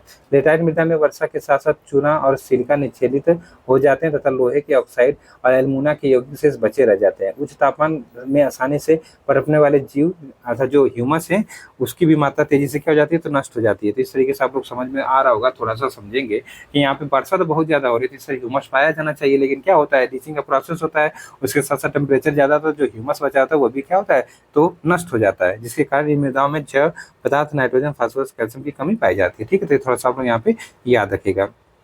इन मृदाओं का विकास मुख्य रूप से प्रायद्वीपीय पठार के ऊंचे क्षेत्र में हुआ। ये मृदा समानता कर्नाटक, केरल, तमिलनाडु, मध्य प्रदेश, उड़ीसा, असम के पहाड़ी क्षेत्र में पाई जाती है। ठीक है, और इसमें वही आपका जैसे कि काजू हो गया, आपका चाय वगैरह हो गई, कॉफी वगैरह हो गई, कॉफी हो गई, ये सब उगाई जाती है। ठीक है, याद रखिएगा।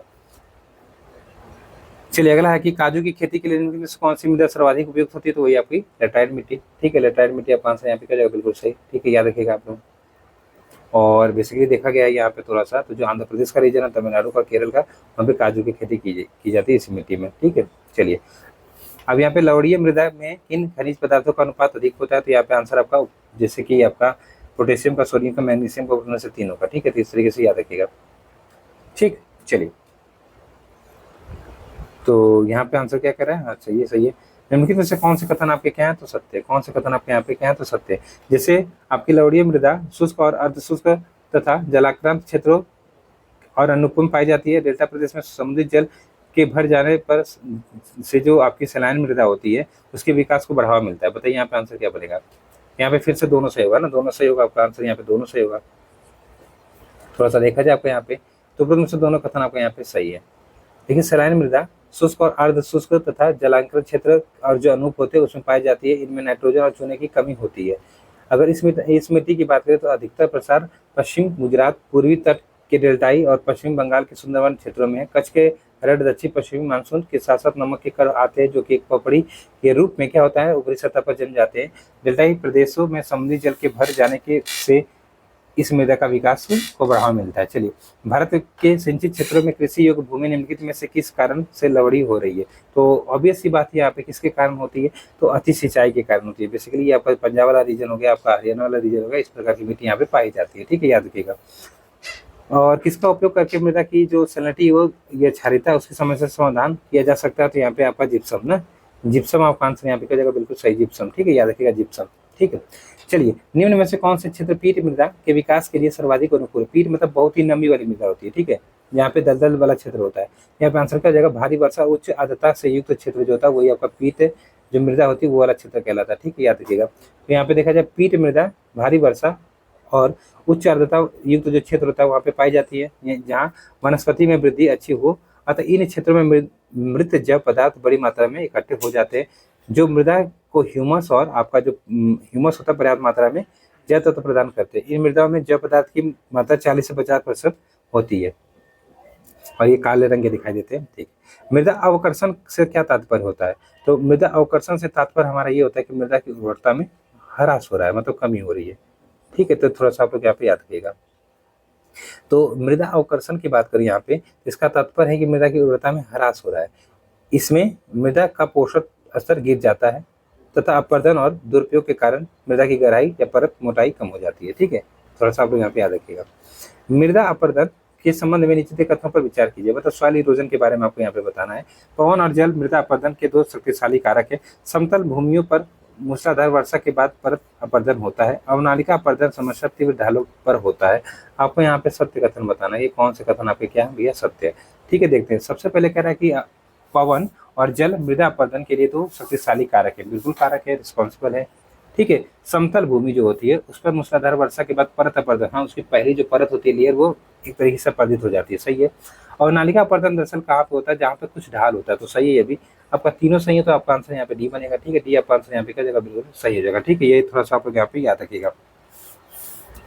ठीक है ना, चलिए आगे चला जाए। अगला प्रश्न आज का यहाँ पे कि उत्खात भूमि का विकास किस प्रकार की मृदा अपरदन के परिणाम स्वरूप आपका यहाँ पे होता है?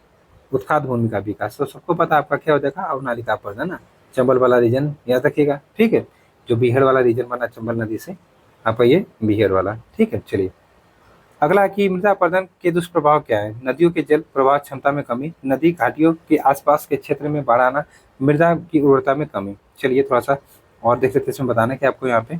तो अच्छा, मृदा अपरदन वाला है तो यहाँ पे देखिए तीनों हो जाएगा, तीनों ही आपका आंसर हो जाएगा। ठीक है, तो यहाँ पे अगर देखा जाए तो मृदा अपरदन के दुष्प्रभाव भारतीय कृषि के क्षेत्र के अलावा अन्य क्षेत्रों में भी दिखाई पड़ते हैं। नदी घाटियों में अपरदित पदार्थों में जमा होने से उनकी जल प्रवाह क्षमता घट जाती है। इससे प्रायः बाढ़ें आती हैं। मृदा अपरदन के कारण मिट्टी के सूक्ष्म और अधिक उर्वरक जो ऊपरी परत हट जाती है, जिससे मृदा की उर्वरता समाप्त हो जाती है। ठीक है, याद रखिएगा। अगला है कि भारत में मृदा अपरदन की समस्या किससे संबंधित है? तो यहाँ पे अगर देखा जाए वेदिका कृषि से नहीं, वेदिका कृषि से नहीं है, झूम कृषि से है। झूम कृषि आपका हो सकती है क्योंकि पेड़ पौधे ही काट दिया जा रहा है, तो ऑब्वियस सी बात है कि अपरदन होगा यहाँ पे। फिर वनोन्मूलन से, ठीक है, बात करें यहाँ पे उष्णकटिबंधीय जलवायु से नहीं है। यहाँ पे 2 और 3 आपका सही है, 2 और 3 आपका आंसर यहाँ पे बना लीजिएगा आप लोग। ठीक है, 2 और 3 आपका आंसर यहाँ पे क्या हो जाएगा? बिल्कुल सही है। ठीक है, अगर निम्नलिखित में से कौन से उपाय मृदा संरक्षण से प्रभावी हो सकते हैं? ठीक है, जैसे कि आपका कह रहा है कि ढालों की कृषि, खुली भूमि पर खेती को रोकना, अति चराई को नियंत्रित करके, असामयिक कृषि को नियंत्रित करके। तो यहाँ पे आंसर सभी हो सकता है, सभी आपका आंसर यहाँ पे कर सकता है, बिल्कुल सही हो सकता है। ठीक है, याद रखिएगा आप लोग। चलिए अगला प्रश्न देखते हैं। अगला प्रश्न अब यहाँ पे क्या है? संसाधन एवं विकास है। आइए थोड़ा सा फिर से इसको भी देख लेते हैं जल्दी से। चलिए संसाधन विकास देख लेते हैं। तो अगर संसाधन की बात किया जाए यहाँ पे, थोड़ा सा संसाधन की बात करें हम थोड़ा सा यहाँ पे, तो मनुष्य वनस्पति जात एवं प्राणी जात किस प्रकार के संसाधन है? तो ये जैव संसाधन है ना, क्या है आपके? जैव संसाधन है। तो यहाँ पे देखा जाए हमारे पर्यावरण में उपलब्ध प्रत्येक वस्तु जो हमारी आवश्यकताओं को पूरा करने में प्रयुक्त की जा सकती है और जिसको बनाने के लिए प्रौद्योगिकी उपलब्ध है, जो आर्थिक रूप से संभाव्य और सांस्कृतिक रूप से मान्य है, ये एक संसाधन कहलाता है। उत्पत्ति के आधार पर संसाधन दो वर्गों में विभाजित किया जा सकता है, जैसे जैव और अजैव। ठीक है, जैव संसाधन जो की प्राप्ति जैव मंडल से होती है और इनमें जीवन व्याप्त है, जैसे मनुष्य, वनस्पति जात, प्राणी जात, मत्स्य जीवन, पशुधन आदि। वे सारे संसाधन जो निर्जीव होते हैं वो अजैव संसाधन कहलाते हैं, जैसे उदाहरण चट्टान और धातु है। ठीक है, संसाधन के वर्गीकरण से संबंधित निम्नलिखित में से कौन से युग्म आपके यहाँ पे देखा जाए तो सुमेलित है, बताइए। साम्यता के आधार पर, स्वामित्व के आधार पर और विकास के स्तर पर। साम्यता के आधार पर नवीकरणीय युग और अनवीकरणीय युग। स्वामित्व के आधार पर राष्ट्रीय और अंतर्राष्ट्रीय। विकास के स्तर के आधार पर संभावित संसाधन और संचित कोष संसाधन। तो यहाँ पे देखिए तीनों ही सही बता रहा था। इस तरीके से ये थोड़ा सा आप लोग यहाँ पे नोट कर सकते हैं। ठीक है, नोट कर सकते हैं, याद रखिएगा आप लोग यहाँ पे। ठीक है, चलिए आगे चला जाए। थोड़ा सा ये सब देख सकते हैं, ये सारी चीजें अच्छी है, मतलब ये इंपॉर्टेंट चीजें। अब यहाँ पे कह रहा है कि रियो डी जेनेरियो प्रति सम्मेलन 1992। ठीक है, इसकी बात करें तो यहाँ पे तो किन समस्याओं को हल ढूंढने का प्रयास किया गया था? पर्यावरणीय समस्या, आर्थिक सामाजिक आर्थिक विकास का समस्या, वन्य जीव की तस्करी की समस्या। तो यहाँ पे आंसर 1 और 2 हो सकता है। ठीक है, 1 और 2, तीसरा तो होगा नहीं, तीसरा तो आपका यहाँ पे होगा नहीं। ठीक है, तो इस तरीके से आपका आंसर 1 और 2 हो गया। तो जून 1992 में 100 से अधिक राष्ट्र अध्यक्ष ब्राजील के शहर रियो डी जेनेरियो में प्रथम अंतर्राष्ट्रीय पृथ्वी सम्मेलन में एकत्रित हुए। इस सम्मेलन का आयोजन विश्व स्तर पर उभरते पर्यावरण संरक्षण और सामाजिक आर्थिक विकास की समस्याओं को हल ढूंढने के लिए किया गया था। ठीक है, तो इस तरीके से इसको याद रखिएगा। चलिए अगला है कि एजेंडा 21 घोषणा का संबंध निम्नलिखित में से किस सम्मेलन से है? तो यहाँ पे देख सकते हैं आप लोग, यहाँ पे क्या हो जाएगा, पृथ्वी शिखर सम्मेलन रियो डी जेनेरियो। ठीक है, तो यहाँ पे बेसिकली देखा जाए थोड़ा सा, तो जो आपका एजेंडा 21 इसकी बात करें तो एजेंडा 21 एक घोषणा है जिसे संयुक्त राष्ट्र पर्यावरण और विकास सम्मेलन के तत्वाधान में राष्ट्रध्वजों के द्वारा स्वीकृत किया गया था। इसका उद्देश्य क्या है? तो भूमंडलीय सतत पोषणीय विकास हासिल करना। यह कार्यसूची है जिसका उद्देश्य समान हितों, आपका पारस्परिक आवश्यकताओं एवं सम्मिलित जिम्मेदारियों के अनुसार विश्व सहयोग के द्वारा पर्यावरणीय क्षति, गरीबी और रोगों को निपटाना। एजेंडा 21 का मुख्य उद्देश्य यह भी है कि प्रत्येक स्थानीय निकाय अपना स्थानीय एजेंडा 21 तैयार करे। ठीक है, अगला है ब्रटलैंड जो आयोग है, इसकी रिपोर्ट के संबंध किससे है? तो बताइए आप लोग। तो यहाँ पे बेसिकली देखा जाए तो ये हो जाएगा आपका सतत पोषणीय विकास, है ना। तो ये 1987 में आती है। तो यहाँ पे अगर देखा जाए थोड़ा सा पढ़ लेते हैं। यहाँ पे अंतर्राष्ट्रीय स्तर पर व्यवस्थित तरीके से संसाधन संरक्षण की वकालत 1968 में क्लब ऑफ जो रोम था उसमें की गई थी। तत्पश्चात 1974 में सुमेकर ने अपनी पुस्तक स्मॉल इज ब्यूटीफुल में इस विषय पर गांधी जी के दर्शन की एक बार फिर से पुनरावृत्ति की। वर्ष 1987 में जो ब्रटलैंड आयोग की रिपोर्ट आई उसके द्वारा वैश्विक स्तर पर संसाधन संरक्षण में आपका मूलाधार योगदान किया गया। इस रिपोर्ट ने सतत पोषणीय विकास की संकल्पना प्रस्तुत की और संसाधन संरक्षण की वकालत की। ठीक है, और ये रिपोर्ट के बाद हमारा साझा भविष्य और कॉमन फ्यूचर शीर्षक से पुस्तक के रूप में एक प्रकाशित हुआ था। तो ये भी थोड़ा सा याद रखिएगा। अगला निम्नलिखित में से कौन सी मानवीय क्रिया भूमि निमीकरण के लिए उत्तरदायी है? तो खनन आपका कह रहा है, वनोन्मूलन कह रहा था, सिंचाई कह रहा थी, पशुचारण, तो सभी रिस्पॉन्सिबल है। इस तरीके से आपका आंसर यहाँ पे क्या हो जाएगा? तो डी आपका आंसर बन जाएगा। ठीक है, डी आपका आंसर बन जाएगा। चलिए अगला आपका यहाँ पे कि मृदा निर्माण प्रक्रिया में निहित महत्वपूर्ण कारकों में से कौन से कारक उत्तरदायी हैं? तो यहाँ पे उच्चावच भी है, आपका जलवायु भी है, फिर आपका वनस्पति है और समय है। तो इस तरीके से फिर से आपका आंसर क्या बन जाएगा? डी है। ये सब प्रश्न हम लोग कर चुके हैं। अगला आपको कह रहा है कि निम्नलिखित में से कौन से कथन आपके क्या है यहाँ पे सत्य हैं? ठीक है, आपको सत्य कथन बताना है। जैसे कि जलोढ़ मृदा में निर्मित भारत का उत्तरी मैदान केवल गंगा और ब्रह्मपुत्र नदियों के द्वारा लाए गए निक्षेपों से बना है। फिर कह रहा है आपका यहाँ पे पूर्वी तटीय मैदान विशेषकर महानदी गोदावरी, कृष्णा और कावेरी नदियों के डेल्टा में भी जलोढ़ मृदा से बने। तो इस तरीके से दूसरा सही है, केवल लगा के पहला गलत कर दिया। ठीक है, वहाँ पे आपका सिंधु भी होती है ना। इस तरीके से पहला सत्य यहाँ पे देख सकते हैं आप लोग कि भारत का संपूर्ण उत्तरी मैदान जलोढ़ मृदा से बना है। यह मृदा हिमालय की 3 महत्वपूर्ण नदी सिंधु, गंगा और ब्रह्मपुत्र नदियों द्वारा लाए गए निक्षेपों से बना है। ठीक है, तो याद रखिएगा। जलोढ़ मृदा से संबंधित नीचे दिए कथनों पर विचार कीजिए। जैसे पुरानी जलोढ़ मृदा को बांगर कहा जाता है। बांगर मृदा में कंकर ग्रंथियों की मात्रा ज्यादा होती है। खादर मृदा में बांगर मृदा की तुलना में ज्यादा महीन कर पाए जाते हैं। आपको यहाँ पे सत्य बताना, तो तीनों ही सत्य हैं, तीनों ही सत्य हैं। पुरानी जो आपकी जलोढ़ मृदा होती है उसको बांगर कहते हैं, उसमें कंकर ज्यादा पाए जाते हैं। ठीक है, और नई जो जलोढ़ मिट्टी होती है उसको क्या कहते हैं? तो खादर कहते हैं। ये ज्यादा उपजाऊ होती है किसके तुलना में? तो बांगर की तुलना में। ठीक है, याद रखिएगा आप लोग। अगला आपका यहाँ पे क्या देखा जाए थोड़ा सा, किस प्रकार की मृदा दक्कन पठार अर्थात बेसाल्ट के क्षेत्र के उत्तरी पश्चिम भागों में पाई जाती है? यहाँ पे काली मिट्टी पाई जाएगी। ठीक है, काली मिट्टी क्योंकि बेसाल्ट है। ठीक है, दरअसल यहाँ पे ज्वालामुखी आई, यहाँ पे ज्वालामुखी में जो बेसाल्ट होता है उससे काली मिट्टी हुई। इसे रेंगुर मिट्टी, चैनोजम मिट्टी भी कहा जाता है। ये थोड़ा सा आप लोग यहाँ पे याद रखिएगा। ठीक है, चलिए और आगे देखा जाए थोड़ा सा यहाँ पे लाल और पीली मृदा के संबंध में कथनों पर विचार कीजिए। मृदा दक्कन के पठार के पश्चिमी में रवेदार अग्नि चट्टानों पर अधिक वर्षा वाले क्षेत्र में विकसित हुई हैं। इन मृदाओं का लाल रंग जीवाश्म की अत्यधिक मात्रा में में उपस्थिति के कारण होता है, आपको सत्य कथन बताना है। तो अभी हम लोगों ने अच्छे से इसको देखा था लाल और पीली मिट्टी के बारे में। तो फिलहाल यहाँ पे दोनों ही स्टेटमेंट बिल्कुल गलत है, आप सबको पता ही होगा। अगर देखा जाए तो ये आपको कह रहा है ये मृदा दक्कन के पठार के पश्चिमी और रवेदार अग्नि चट्टानों पर अधिक वर्षा वाले क्षेत्र में नहीं पाई जाती है।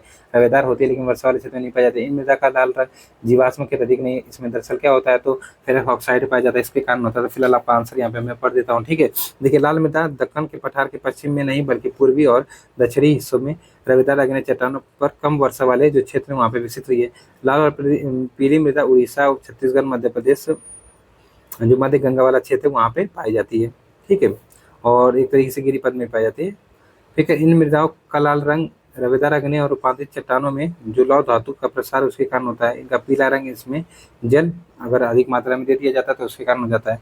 लेटराइट मृदा के संबंध में कौन से कथन आपके यहाँ पे क्या तो असत्य हैं? तो यहाँ पे अगर देखा जाए लेटराइट मिट्टी के बारे में, तो इस मृदा में ह्यूमस की अत्यधिक मात्रा पाई जाती है, बिल्कुल गलत है। क्योंकि दरअसल क्या होता है, टेम्परेचर बहुत ज़्यादा तो ह्यूमस अपर क्या हो जाते हैं, नष्ट हो जाते हैं। इस तरीके से याद रखिएगा, ठीक है। चलिए आगे चला जाए। मरुस्थलीय मृदा की विशेषताओं के संदर्भ में नीचे कथनों पर विचार कीजिए। ये मृदा रेतीली और आपकी लवड़ीय होती हैं। इन मृदाओं में ह्यूमस और नमी की मात्रा कम होती है। इस प्रकार की मृदा की नीचे की परतों में चूने के कंकड़ की सतह पाई जाती है। आपको बताने में से कौन सा सही है, तो तीनों ही सही है। तीनों ही सही, मतलब आपका आंसर यहाँ पे क्या हो जाएगा, डी। आपका सही जगह डी आपका सही है, ठीक है, याद रखिएगा। अगला कि निम्नलिखित कथनों पर विचार कीजिए। बहता जल मृतिका युक्त मृदा को काटते हुए गहरी वाहिकाएं बताता है, जिसे अवनालिका कहते हैं। जब ऊपरी परत घुलकर जल के साथ बह जाती है तो इसे चादर प्रदन या शीत की इरोजन कहते हैं। आपको सत्य बताना है, यहाँ पे बताइए क्या हो जाएगा सत्य, ठीक है, बताइए जल्दी सब लोग। यहाँ पे आंसर आपका दोनों ही सही है, ठीक है, दोनों ही आपका आंसर यहाँ पे क्या बिल्कुल सही है, ठीक। चलिए आगे चला जाए। अगला क्या, पंजाब में भूमि निम्नीकरण का निम्नलिखित से मुख्य कारण क्या, तो अधिक सिंचाई। अधिक सिंचाई है, ठीक है, अधिक सिंचाई आपका आंसर यहाँ पे हो जाएगी, ठीक है। तो अगर देखा जाए, भूमि एक ऐसा संसाधन है जिसका उपयोग हमारे पूर्वज करते आ रहे हैं तथा भावी पीढ़ी भी इसी भूमि का उपयोग करेगी। कुछ मानव क्रिया जैसे कि वन उन्मूलन आदि, पशुचारण, खनन ने भी भूमि के निम्नीकरण की मुख्य भूमिका निभाई है। पंजाब हरियाणा पश्चिम बंगाल पंजाब हरियाणा और पश्चिम उत्तर प्रदेश में अधिक सिंचाई भूमि के निम्नीकरण के लिए मुख्य रूप से उत्तरदायी है।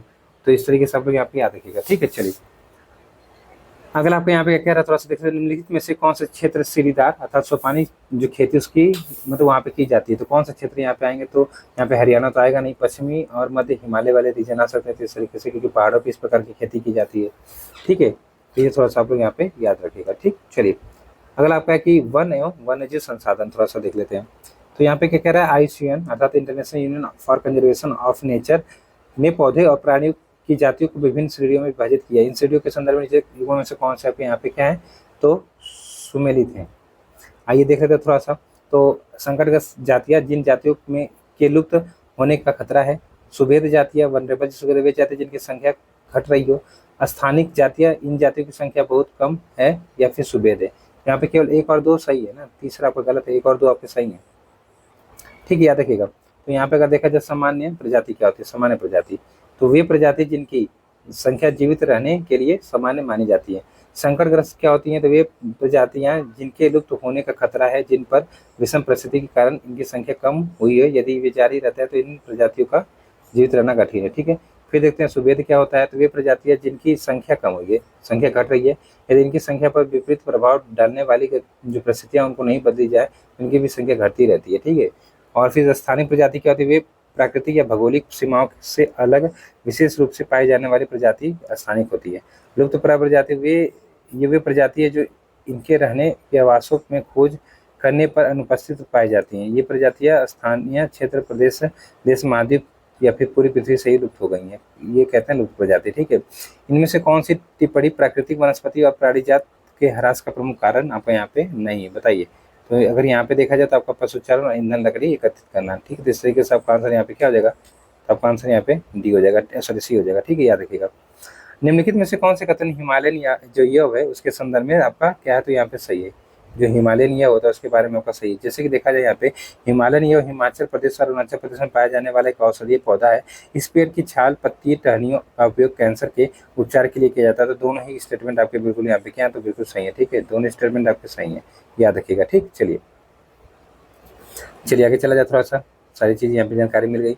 अगला आपका कह रहा है कि भारतीय वन्यजीव अधिनियम 1972 के अंतर्गत शामिल है वन्यजीव के आवास का कानूनी संरक्षण, संकटग्रस्त वन्यजीव के शिकार पर प्रतिबंध, वन्यजीव के अंगों के व्यापार पर रोक। तो यहाँ पे देखा जाए तीनों है, तो इस तरीके से आपका आंसर यहाँ पे क्या हो जाएगा, तो तीनों मतलब डी आपका आंसर बन जाएगा। ठीक है, डी आपका आंसर यहाँ पे क्या हो जाएगा, तो बिल्कुल सही हो जाएगा। इसको थोड़ा सा आप लोग यहाँ पे याद रखिएगा। ठीक, चलिए आगे देखा जाए। अगला आपका क्या कह रहा है यहाँ पे, प्रोजेक्ट टाइगर की शुरुआत हुई तो 1973 में हुई। 1973 आपका आंसर यहाँ पे हो जाएगा, 1973 में हुई थी। ठीक है, थोड़ा सा याद रखिएगा।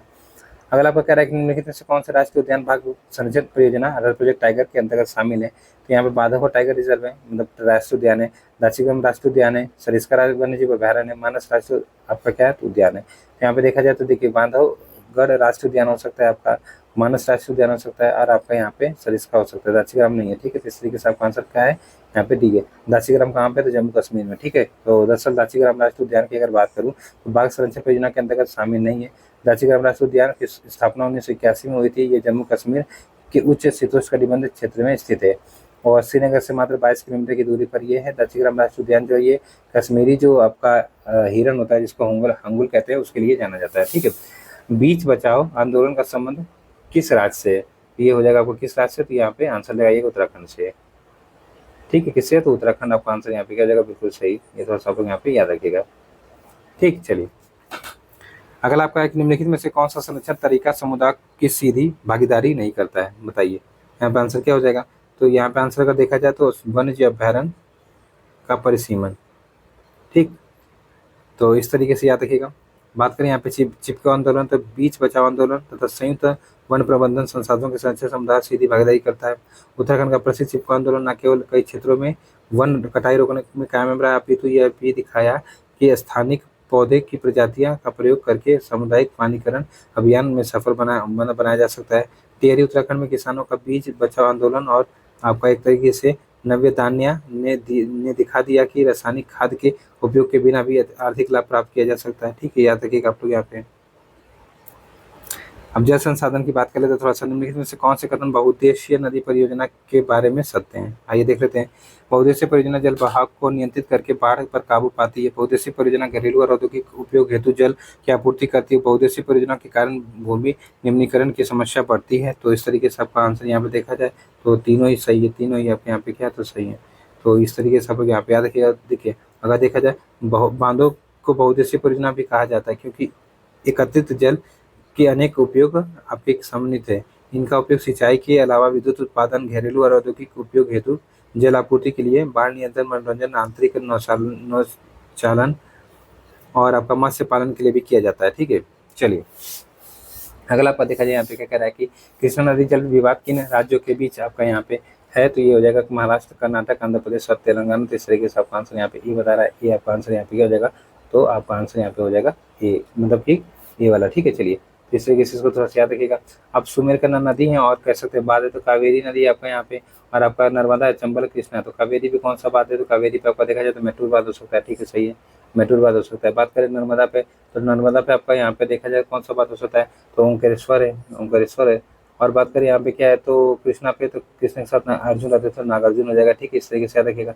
और चंबल पे आपका राणा प्रताप है, चंबल पे आपका राणा प्रताप सागर। इस तरीके से आपका आंसर यहाँ पे बी बना, तो बी आप लोग यहाँ पे मैच कर लीजिएगा। ठीक है, बी आपका आंसर यहाँ पे बन गया। ठीक है, चलिए आगे चला जाए। सलाल प्रोजेक्ट का संबंध किस नदी से है, तो सलाल प्रोजेक्ट का संबंध आपका चेनाब नदी है, इससे। ठीक है, थोड़ा सा याद रखिए, जम्मू कश्मीर में ये नदी है। ठीक, चलिए अगर आपको यहाँ पे देखा जाए वर्षा जल संग्रहण के तरीके खादीन और जो जोहड़ है भारत के किस राज्य में प्रचलित है, तो ये आपका कहाँ पे हो जाएगा, तो ये आपके राजस्थान में। कहाँ पे, तो राजस्थान के क्षेत्र में। ठीक है, थोड़ा सा याद रखिएगा, राजस्थान के क्षेत्र में।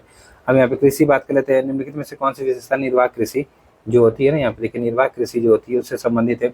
जैसे भूमि के छोटे टुकड़े पर आदिम कृषि औजारों के द्वारा खेती की जाती है। यह कृषि प्राय मानसून पर निर्भर होती है। ये श्रम प्रधान कृषि होती है। फसलों की उत्पादकता मृदा की प्रकृति उर्वरता पर निर्भर होती है। तो इस तरीके से डी सही है, निर्वाह कृषि तो आपको यही होती है। तो छोटा सा भूमि का टुकड़ा होता है जिसपे कई परिवारों का इस तरीके से क्या होता है, गुजर बसर होता है। तो इस तरीके से याद रखिएगा, ये आपकी निर्वाह कृषि होती है। ठीक है, तो याद रखिएगा आप लोग यहाँ पे। अगला आपकी भारत के कुछ भागों में अभी भी कर्तन और दहन प्रणाली अर्थात आपके यहाँ पे स्लैश और बर्न जो कृषि है वो प्रचलित है। तो इस तरीके से कृषि को देश के विभिन्न भागों में अलग अलग नाम से जाना जाता है। उसको शामिल करना है, देख लेते हैं। यहाँ पे थोड़ा सा हम लोग देख लेते हैं।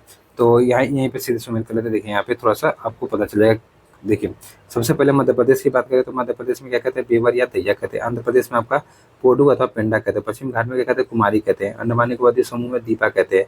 हिमालयन क्षेत्र में खील कहते हैं। झारखंड में कुरवा कहते हैं। और उत्तर पूर्वी राज्य असम, मेघालय, मिजोरम, नागालैंड में झूम कहते हैं। और उड़ीसा में इसको क्या कहते हैं, तो आपका एक तरह से आपका पामाडाबी या फिर कोमान या फिर भृंगा कहते हैं। ठीक है, याद रखिएगा। ठीक है, चलिए। और इसके साथ कुछ विदेशों में देखा जाए तो कहते हैं कि देखो मैक्सिको में क्या कहते हैं, तो मैक्सिको और मध्य अमेरिका में इसको मिल्पा कहते हैं। याद रखिएगा। वेनेजुएला में इसको कोनुनको कहते हैं। ब्राजील में इसको रोका कहते हैं। मध्य अफ्रीका में इसे मोसले कहते हैं। इंडोनेशिया में लदांग कहते हैं। और वियतनाम में इसे रे के नाम से जाना जाता है। तो सारी चीजें याद कर सकते हैं, आप लोग नोट कर सकते हैं। ठीक है। निम्नलिखित में से कौन उस कृषि प्रणाली को दर्शाती है जिसमें एक ही फसल लंबे चौड़े क्षेत्र पर उगाई जाती है। तो ये किस प्रकार की कृषि प्रणाली को दर्शाता है, तो ये आपका रोपड़ कृषि ना, रोपर कृषि आपका आंसर यहाँ पे क्या जाएगा, सही। दरअसल रोपर कृषि की अगर मैं बात करूँ तो रोपर कृषि एक प्रकार की वाणिज्यिक खेती है। इस प्रकार की खेती लंबे चौड़े क्षेत्र में एक ही फसल उगाई जाती है।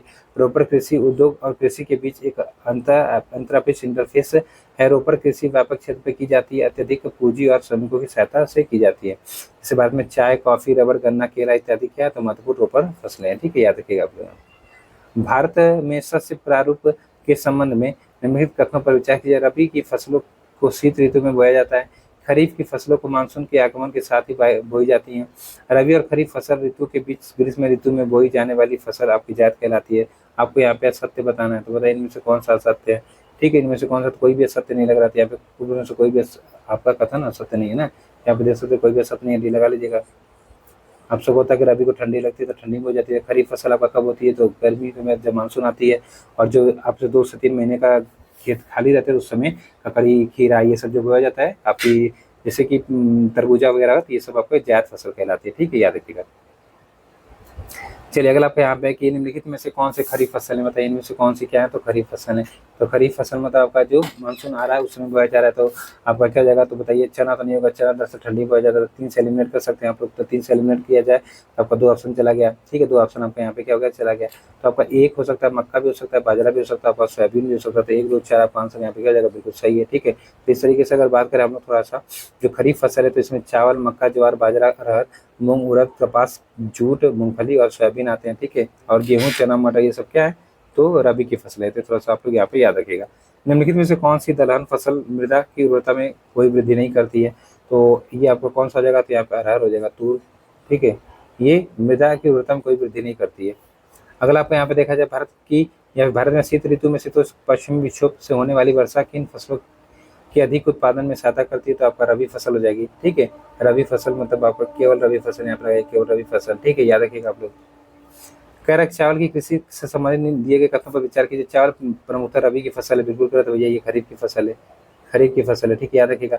चावल की कृषि के लिए उच्च तापमान अर्थात 25 डिग्री सेल्सियस से अधिक की आवश्यकता होती है। चावल की कृषि के लिए 100 सेंटीमीटर से अधिक की वर्षा की आवश्यकता होती है। तो इस तरीके से अगर 8वें का देखा जाए तो आपका 2 और 3 तो सही होंगे, 2 और 3 आपको यहाँ पे क्या सही है, पहला आपका गलत है। तो इस तरीके से याद रखिएगा। ठीक है, पहला आप लोग यहाँ पे याद है क्योंकि ये खरीफ फसल है और वर्षा और सबकी इतनी आवश्यकता होती है, सब पता। 25 सेल्सियस के ऊपर का तापमान, 100 सेंटीमीटर से अधिक से वर्षा होती है। गेहूं की फसल के संबंध में कथन में से कौन से कथन क्या है, तो सत्य है। आइए थोड़ा सा देख लेते हैं। जैसे इस फसल को उगाने के लिए समान रूप से वितरित 50 से 175 सेंटीमीटर की वर्षा की आवश्यकता होती है। ठंडियों में इतनी वर्षा बहुत है।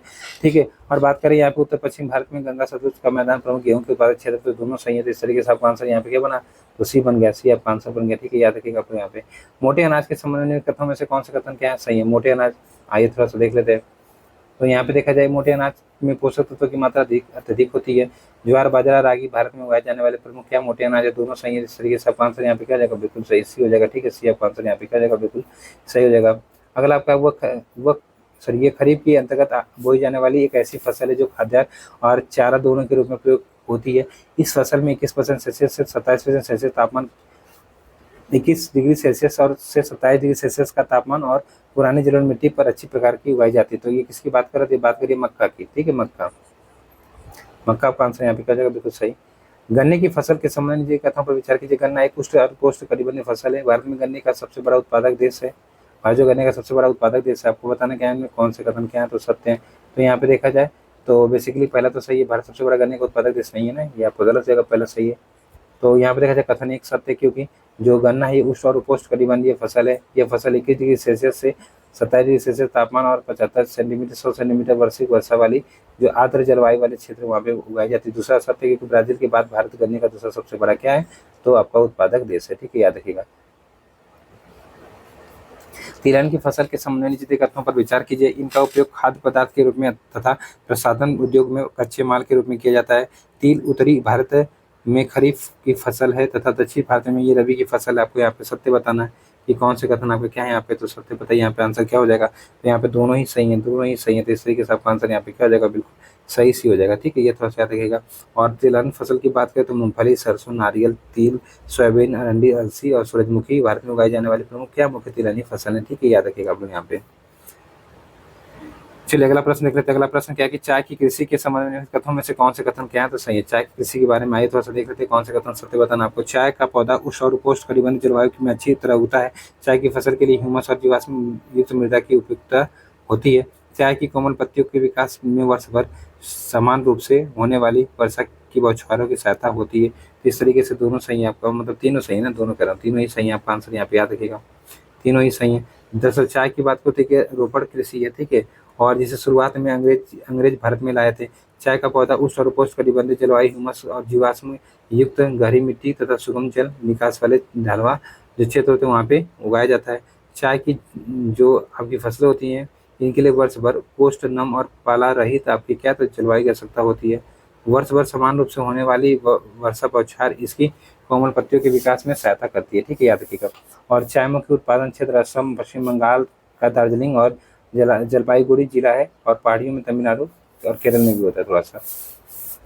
निम्नलिखित में से कौन सा राज्य कॉफी का सबसे अधिक क्या करता था, आपका यहाँ पे उत्पादन करता था। आपका आंसर यहाँ पे क्या हो जाएगा, तो कॉफी का उत्पादन कर्नाटक करता है। ठीक है, ये थोड़ा सा आप यहाँ पे याद रखिएगा, कर्नाटक करता है। ठीक है, ये कर्नाटक आपका आंसर बन जाएगा।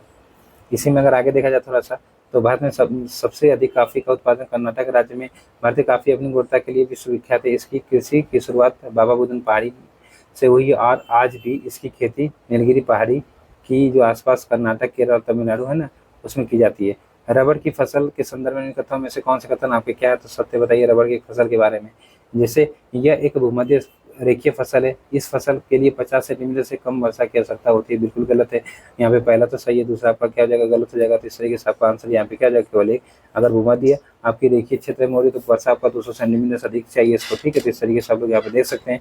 दूसरा क्या हो जाएगा, गलत हो जाएगा। ठीक है, यहाँ पे वर्षा देखिए 200 सेंटीमीटर से अधिक की वर्षा की आवश्यकता, 25 डिग्री सेल्सियस से अधिक का तापमान और नम और आर्द्र जलवायु चाहिए इसके लिए। ठीक है, अगला आपको यहाँ पे कपास की कृषि के लिए कौन सी मृदा सर्वाधिक उपयुक्त मानी जाती है, तो यहाँ पे काली मिट्टी लगा लीजिएगा। काली मिट्टी आपका आंसर यहाँ पे क्या जाएगा, बिल्कुल सही जाएगा, काली मिट्टी। ठीक है, काली मिट्टी आपका आंसर यहाँ पे क्या जाएगा, बिल्कुल सही हो जाएगा। और देखा जाए यहाँ पे सही है। चलिए अगला, किस पंचवर्षीय योजना के अंतर्गत भूमि सुधार कार्यक्रम को लागू किया गया था, तो ये आपका प्रथम पंचवर्षीय योजना। प्रथम पंचवर्षीय योजना आपका यहाँ पे आंसर क्या जाएगा, बिल्कुल सही। ठीक है, प्रथम पंचवर्षीय योजना आपका आंसर हो जाएगा। 1950 के दशक में विनोबा भावे ने भूदान आंदोलन की शुरुआत किस राज्य से की थी, तो ये की थी आंध्र प्रदेश में। आंध्र प्रदेश आपका आंसर यहाँ पे हो जाएगा। तो दरअसल अगर देखा जाए थोड़ा सा यहाँ पे, थोड़ा सा इसकी व्याख्या देखा जाए हम लोग यहाँ पे। ठीक, तो यहाँ पे विनोबा भावे गांधी जी की ग्राम स्वराज अवधारणा में गहरी आस्था थी। गांधी जी की शहादत के बाद उनके संदेश के लोगों तक पहुँचाने के लिए विनोबा भावे ने लगभग पूरे देश की पद यात्रा की। और एक बार जब वे आंध्र प्रदेश के एक गांव पोचमपल्ली में लोगों से को संबोधित कर रहे थे, तो कुछ भूमिहीन गरीब ग्रामीणों ने उनसे अपने आर्थिक भरण पोषण के लिए कुछ भूमि मांगी। अचानक श्री रामचंद्र रेड्डी उठ खड़े हुए और उन्होंने भूमिहीन ग्रामीणों को 80 एकड़ भूमि बांटने की पेशकश की। इसी से ही भूदान, मतलब इसे ही भूदान के नाम से जाना जाता है। वर्तमान पोचमपल्ली तेलंगाना राज्य में स्थित है। निम्नलिखित में से किस आंदोलन को रक्तहीन क्रांति की संज्ञा दी गई है, तो यहाँ पे आंसर आपका क्या हो जाएगा, भूदान ग्रामदान आंदोलन। ठीक है, इस तरीके से आपका आंसर यहाँ पे क्या हो जाएगा, बिल्कुल सही हो जाएगा। कौन सा, तो बी हो जाएगा। ठीक है, याद रखिएगा। अगला आपका यहाँ पे प्रश्न देख लेते हैं। नीचे दिए कथनों पर विचार कीजिए। आज़ादी के बाद से सकल घरेलू उत्पाद जीडीपी में कृषि के योगदान का अनुपात लगातार बढ़ रहा है। ठीक है, फिर कह रहा देश में सर्वाधिक लोगों का सेवा क्षेत्र में रोजगार प्राप्त हो रहा है। आपको यहाँ पे क्या बताना है, कौन से सत्य हैं, बताइए कौन सा सत्य है। देखिए यहाँ पे अगर देखा जाए दोनों ही गलत हैं, क्योंकि बेसिकली जब से आपका सेवा क्षेत्र स्टार्ट हुआ है, जो कृषि क्षेत्र उसमें कमी हो रही है। तो उपयुक्त दोनों कथन असत्य। कृषि भारतीय अर्थव्यवस्था की विपरीत है। देश की सकल घरेलू उत्पाद में कृषि का अनुपात आज़ादी के बाद लगातार घटने के बावजूद भी देश में लगभग 50% जनता कृषि के और कृषि पर निर्भर है तथा देश में सर्वाधिक रोजगार उपलब्ध कराने वाले क्षेत्र में से एक है कौन सा? कृषि। चलिए अब खनिज तथा ऊर्जा के संसाधन देख लेते हैं हम जल्दी से।